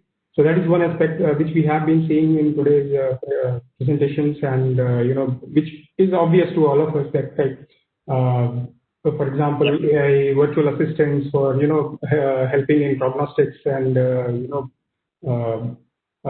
doctors as well for disease prediction based on some features that you can about some patients you can prove or predict some kind of a disease for that patient. But coming to chatbots, so with the recent advances in architectures like transformers with attention and what Google has been calling the BERT architecture. So we are seeing, NLP making huge strides in extracting the context of a conversation. So that is something which is happening, and the perspective that I would like to say is the AI improving the business process efficiencies is going to show up into how much of money is being pumped into the industry. So I would like to quote one PwC study here that they said that around $16 trillion would be contributed by the AI industry by 2030 to the global economy. That's a huge amount, and of which just for India, NASSCOM has its own prediction that AI would be adding $500 billion to the GDP by 2025. So AI is going to hugely impact. There is no doubt about that. But the second perspective that I want to bring out is that it is not going to do it on its own. So as we say, this is the industry 4.0, and people try to collaborate that with AI being a huge impactor here. But industry is also going to impact AI. Let me tell you how. So today a few speakers spoke about new hardware architectures, for example, GPUs and TPUs. So these are bound to some extent von Neumann architecture. But if you want to have explainability in your predictions, you have to go the Bayesian way. So Bayesian inference and all that. And the current hardware architecture is not suitable for that kind of an inference. So for that, a new research has to go into, for example, I can quote a recent paper that I came across, which was talking about probabilistic spin logic, PSS, with P bits, and these are good for describing what is known as probabilistic graphical models. So improvements in the other sectors are also going to impact improvement in AI, and these are going to go hand in hand, right? So this is what my perspective is. So, okay, cool. I think for the interest of time, let me ask a different question. Rajesh, are you still there? Still with us? I think so. Yeah, I'm there. Switch off my video, I guess. There's some issue. It's okay. If your network is having problem, you have a video. I know you are a venture capitalist and you interact with a lot of people. Let me ask a different question. See, US and China is pretty far ahead in AI, right, compared to a lot of other countries. And India and other countries are catching up. What is your line of thinking? What are we lacking actually? Or how we can catch up with these big giants in the AI space? What you? Yeah, so I think we have got a very good developer base in India, and what I feel is that if there are enough opportunities for the developers to showcase their skill sets. For example, if you look into the robotics company, I think you have one of the world-class robotic companies which actually use a lot of AI in their solutions in US, and I mean they are far ahead in terms of how they would kind of demonstrate those capabilities.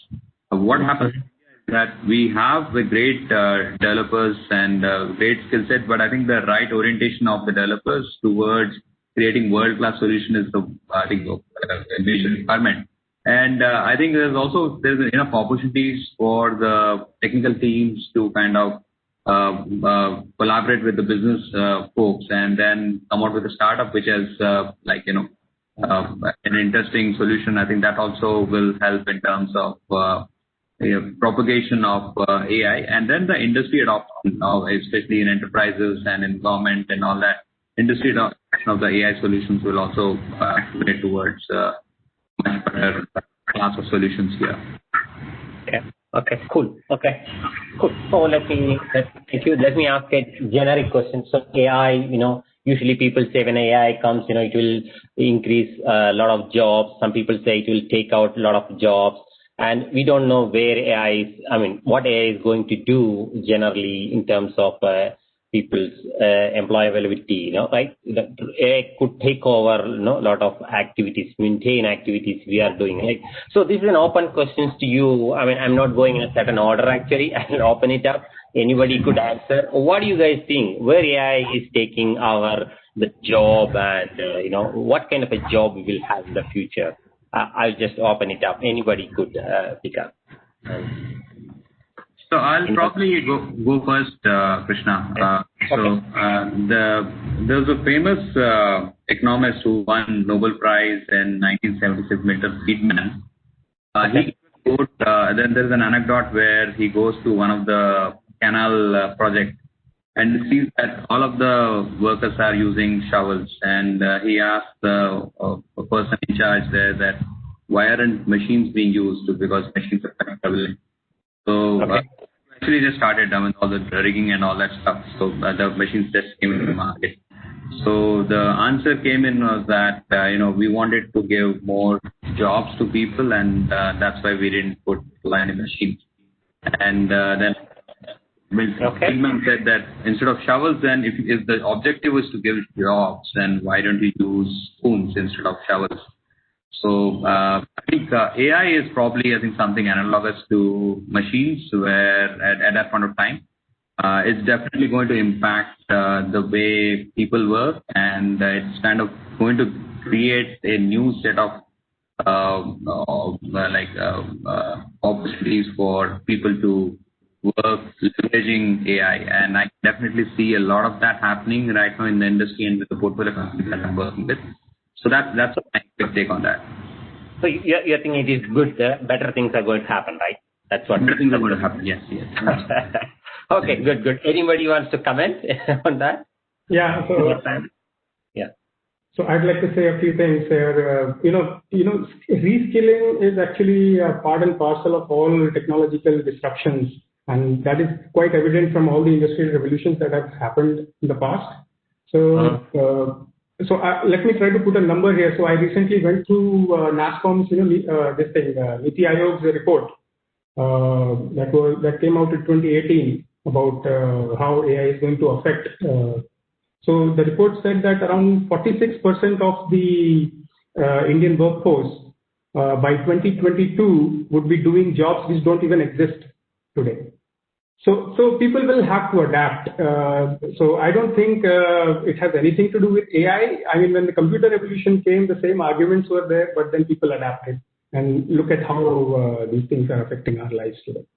But on the flip side, I would say, it is going to, being more knowledgeable about AI and data science in particular is going to create a population who is more data aware, who can think in data, who understands the pitfalls of bias in data while making predictions, making judgments about certain stuff. So I think it's going to create a more educated population in the long run. So the Dr. Shailesh mentioned different kind of an education we need actually. Does it really make sense in the AI world?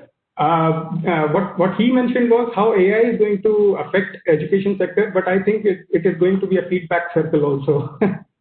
Okay.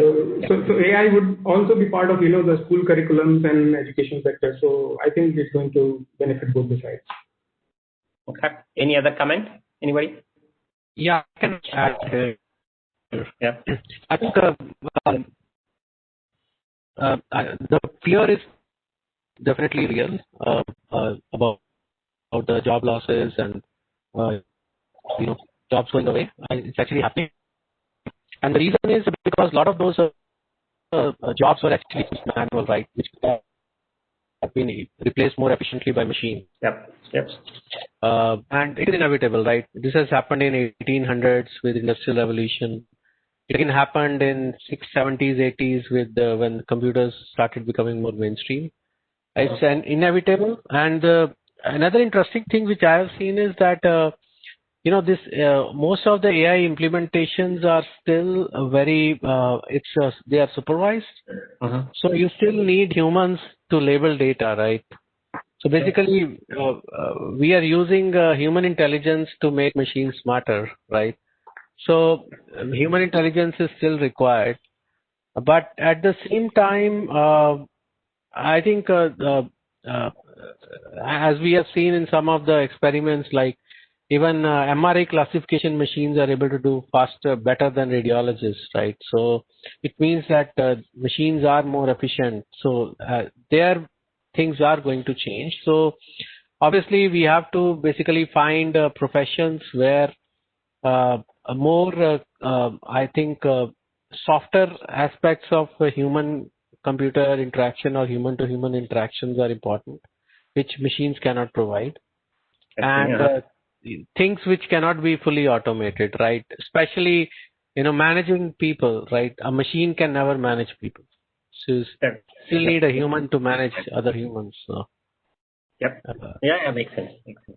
Okay. Cool. Anything? Okay. So we will open it up for the audience. Actually, let's see any questions are coming from audience. Right. This is we have another 10 to 15 more minutes. So is there any questions anybody wants to ask? Is there any questions? Otherwise, I have a few more questions. Guys, please come on. If any questions, you can put it in the Q&A box, or I think you can unmute and ask the questions. We have a panelist for allied panelists. They represent 4 different industry segments actually, and very knowledgeable discussion so far for the last 30 minutes. So please put your questions in the Q&A. Chat window. Oh, there are some questions in the chat window? That's yes, what I was looking. Yes. So please go there. Yeah. Chat window or Q&A window? Q&A, I guess. No, it's chat window, yes. Okay. From Chenkappa to panelists. This is the one, humans using models and machines learning models. No, what is that's a comment. That's a comment. What is explainable AI? To all panelists. That was the question? Sure. Okay. Anybody wants to say that? What is explainable AI? Anyone wants to take that? So basically, I think explainable AI in our world, in the enterprise space, means that you want to understand why the model predicted a particular value, or how it classified an image into a particular class. So what are the features which led to that decision? A single feature or multiple features?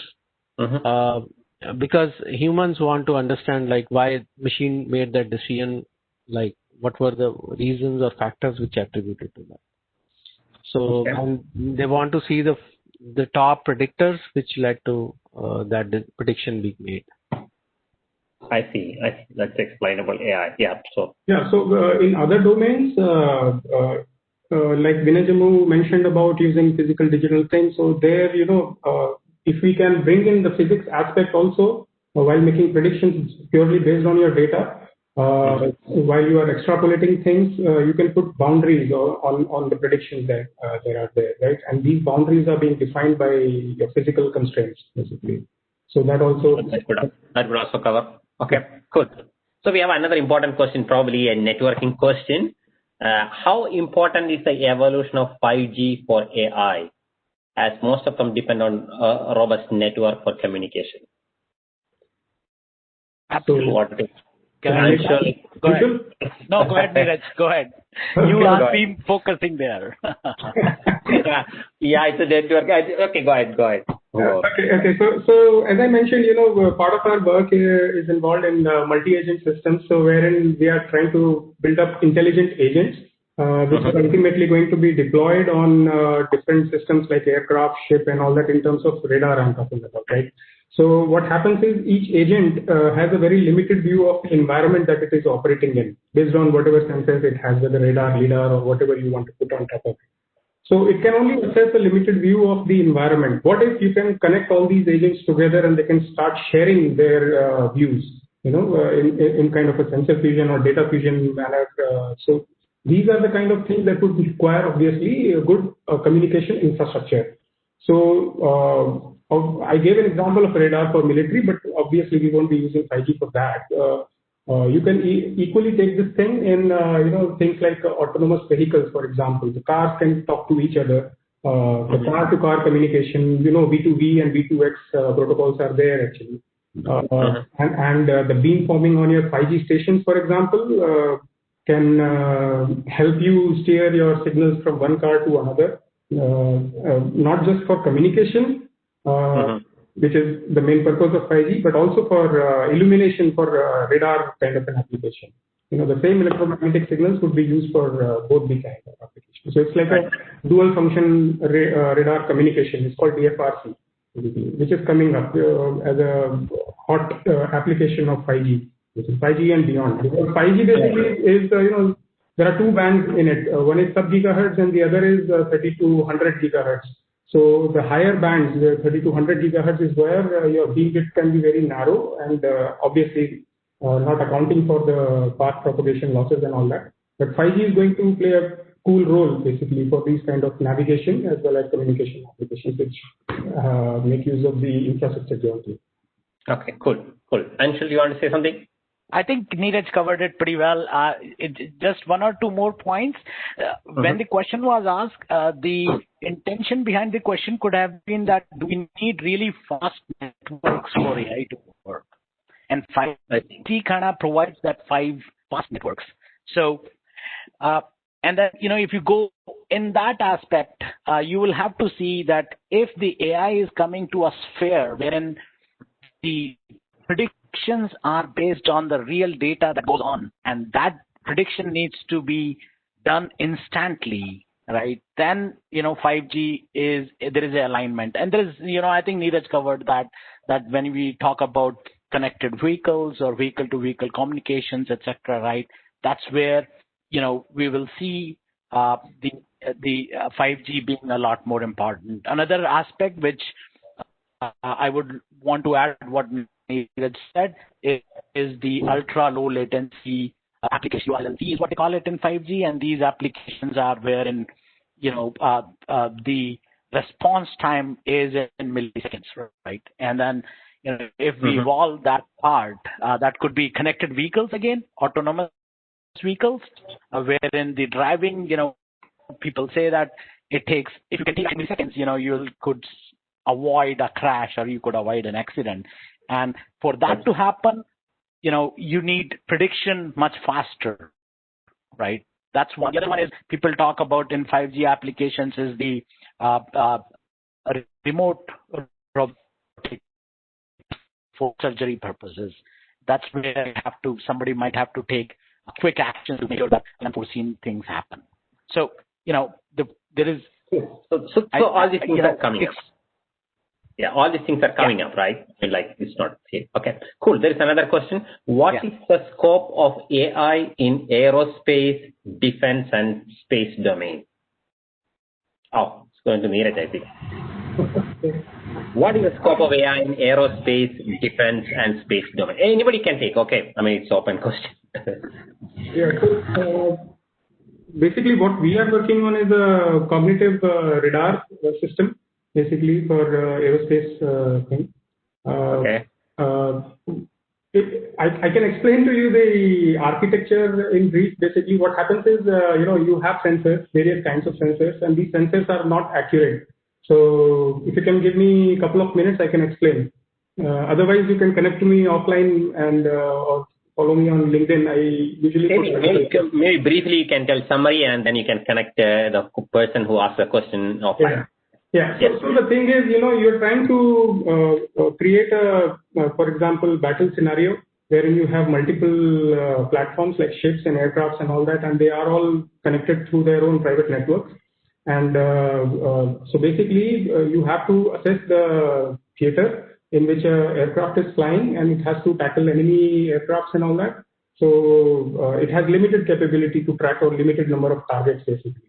So here, and also if it is targeting multiple targets, then it has to schedule the radar, because there is only one radar and it has to track so many of them, right? So how do you steer the beam on which one, priority wise? That has to be all done algorithmically. And the basic algorithm that is used there is dynamic programming, which is insanely hard to do. So you go up with approximate dynamic programming, and you start using reinforcement learning here, basically. But then your view of the environment is limited. So it's a kind of a perception action cycle. So if you perceive less, your actions will be suboptimal. So how do you improve your actions so that your perception improves, and vice versa? So this is where a closed loop system of AI in general and machine learning techniques in particular will help, basically. Okay, cool. Okay, thanks. I think you can connect with the person who asked questions more in detail. It's a broad area. So yeah, we have maybe another 5 more minutes. Maybe let me ask a question. So AI is happening, and everybody knows that it's real. I mean, so what is the role of the standard bodies like IEEE or ISO or ANSI in AI actually? Anybody wants to comment on that? Anybody wants to say that? Yeah. So I think standard bodies can definitely play an important role, specifically in the area of interop, right? So if you look at all the toolkits available today, you create model with one toolkit. How do you make it work with another toolkit, right? So that transferability, there are like specifications like PMML, and which could be leveraged and made more robust. Yeah. So, and also I think most of these toolkits, and there is a lot of overlap as well, right? So for example, for machine learning itself, we have a bunch of toolkits in Python, right? And then deep learning, there are a lot of duplication of effort. So like if people could join forces, I think we should focus on like solving new problems than trying to implement the same algorithms again and again. So standard bodies could definitely play a very good role actually. Okay, cool. Okay. I think, is there any other questions in the chat window? I cannot see any questions. Let me ask one last question, then we have 2 more minutes. Okay. No questions, guys? Going round last? No? Okay. So this is an open questions to all. So AI is happening. So what is your advice to the future generation, especially the students and the academic and younger children, coming up even in the schools? What is your advice to them actually? Anybody could go. So I'll probably go first here. I think this ties back to have those skill sets that are relevant to the industry, and think through in terms of where that particular technology will go in the next 4 to 5 years, and then accordingly skill oneself, and then have and think through in terms of how this can be applied to solve some real life problems and all that. So I think that should be the orientation of what I think. Okay, cool. Any other comment? So I'd like to comment on one thing that for students, basically don't forget the importance of your STEM education. That's the root for anything you do in AI, basically. And about non-STEM thing, well, actually, to STEM. So being statistician is the coolest thing these days, So who could have thought that a few years back, basically? So your education is very important, and I can give you a few examples. Like some people feel that data is everything, but then we also know in machine learning that what goes in also goes out, comes out. So garbage in, garbage out kind of thing. So domain knowledge of actual physics over which you are modeling your machine learning matters a lot, basically. Even if it is not mattering in the forward direction, the reverse direction also. For example, somebody doing CFD analysis, right? So if he has a highly nonlinear model, but there is only that much a human can come up with while formulating a model for that. So what you do, you put it in the field, the actual machine, collect data, and from that data, can you assess how can you further improve the physical nature of the model? And there is a huge impact to this actually, because most of the tracking algorithms that you deploy in field about monitoring your equipment's life and health, those are done by something called like Kalman filter and all that. So when you collect measurements, those are your evidences of how the machine is performing, and your model which is being used, the physical model which is being used, is what is causing the predictions. And if there is any mismatch there will be errors. And your task is to minimize those errors, basically. So if you are observing errors, how can you bring it back to improve your physical model? So you can see AI is going to impact physics, and physics is going to impact AI. So your education in physics is as important as your education in data science. It's a connected. Yes. Okay. Cool. Any other comments? Yeah, I will just add, that we talk so much about AI that it becomes that AI is the thing. And I think I agree with Rajdeep that the models are only 10% of the whole problem that is getting solved. And you got to definitely be that. So AI, ML, DLs are tools. Consider these as tools. These tools can only be applied once you have a little bit of a domain knowledge. Once you have understanding of a business value or the applicability in a business. So while, and I think now I see even school kids trying ML models, etc., for certain things, right? And it has become so easy to open a Jupyter notebook and then start coding something with PyTorch and things like that. But remember, your STEM education, as Neeraj said, it's very important because that will give you more understanding about the domain that you're working in, the domain knowledge and the usability, applicability of AI in that aspect. So you have to think as a whole and then approach it rather than just, doing AI as a silo. Yeah. Yep. Makes sense. Anything else, Rajdeep, you want to say? Yeah. No, I think this is a very, very important question. I think there's a lot of hype around AI and data science. Everybody, if you talk to any fourth year student, we go and hire from all over the place. Everybody is doing projects in AI. But if you try to dig in and what exactly they are doing, basically they are just trying to take some data set and apply some algorithms and some of them are interesting, but most of it is like after the hardest part is already done, right? As I told earlier, the main thing which I see missing is that the most important aspect even for a data scientist is problem solving skills.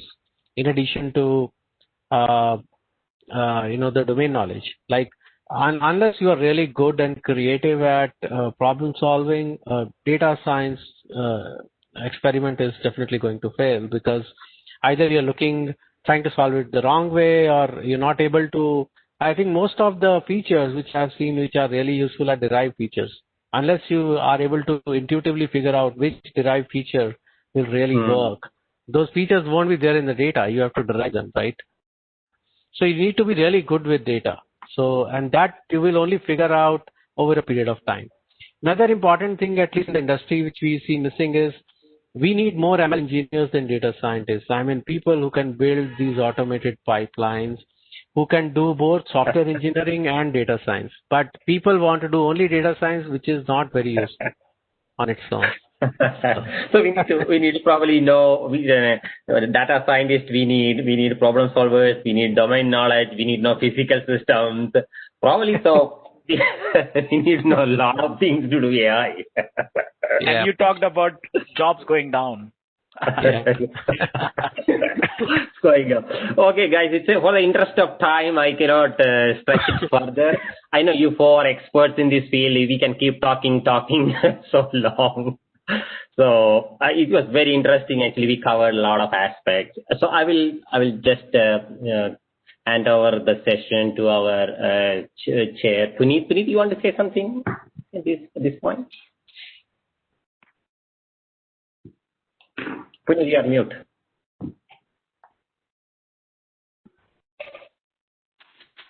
Puneet, you are mute. Thank you, Krishna. Thank you very much for this wonderful panel discussion. And I would also like to thank Radhesh, Rajdeep, Anshul, and Neeraj for providing their wonderful perspective. I think we had a whole lot of ideas as well as perspective from each one of them, starting from radar to aerospace to enterprise to venture capital. Everything we were able to cover. And then at the end of the day, it is always expertise of the human being. They are going to succeed over whatever artificial intelligence we are going to build, but ultimately that matters. And I think we started on a very, very good note with all the perspective on industry in AI. And in subsequent sessions, we are going to have advances in AI as well as good. So I think I request each one of you to please join us in those sessions as well, because they are going to be a really wonderful sessions. And we have, and I'm particularly impressed with our Dr. Vinay Jammu, because he's from with us. All other keynote speakers, they came on time and left, but he is with us. So thank you, Vinay Jammu. Thank you very much for us joining us. And at the end, I would like to request Krishna, can you remove this slide so that we can have a photo session with all the panelists? That will be good. Remove this slide, the slide this one? Yes. And maybe remove so that we can have full window with us. I see. I should have kept like this in the beginning itself, huh? But I wanted to see the chat and QA and other thing. That's why I kept like that. Okay. Okay, cool. Yeah, can you remove this presentation, Krishna? I'm just asking. This one? Yeah, the thank you slides. You just remove your presentation so that we can come in the full screen. I see. I removed the presentation, right? This one, right? Yeah, I removed. It's gone now? No, you have to unshare. You are sharing right now your window. Oh, I see. That's what. Stop sharing. That's what you have to stop. Okay, that's what you meant. Okay. Yes. Got it. Okay. Cool. Okay, cool. Yes. So now I request each one of you to switch on your video. Yes. Yep, video is on.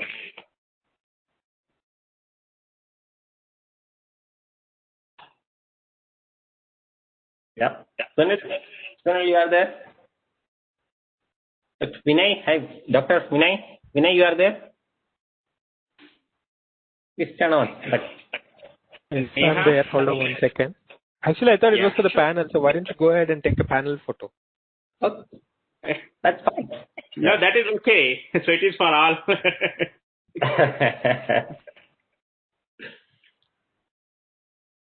Okay. Thank you very much. Thank you. Okay. Thank you, guys. Thank you. That was really interesting. So I think we are closing today's session with this one. And not tomorrow, it's by tomorrow. So basically, today evening, we'll have another session. Okay? All right. Have a great day, guys. It is tomorrow. For us, it is evening. Yeah, I know. Sorry, I meant like that. Today evening, there is a session, so please join. See you all. Okay, bye-bye. Thank you very much. Yes, thank you.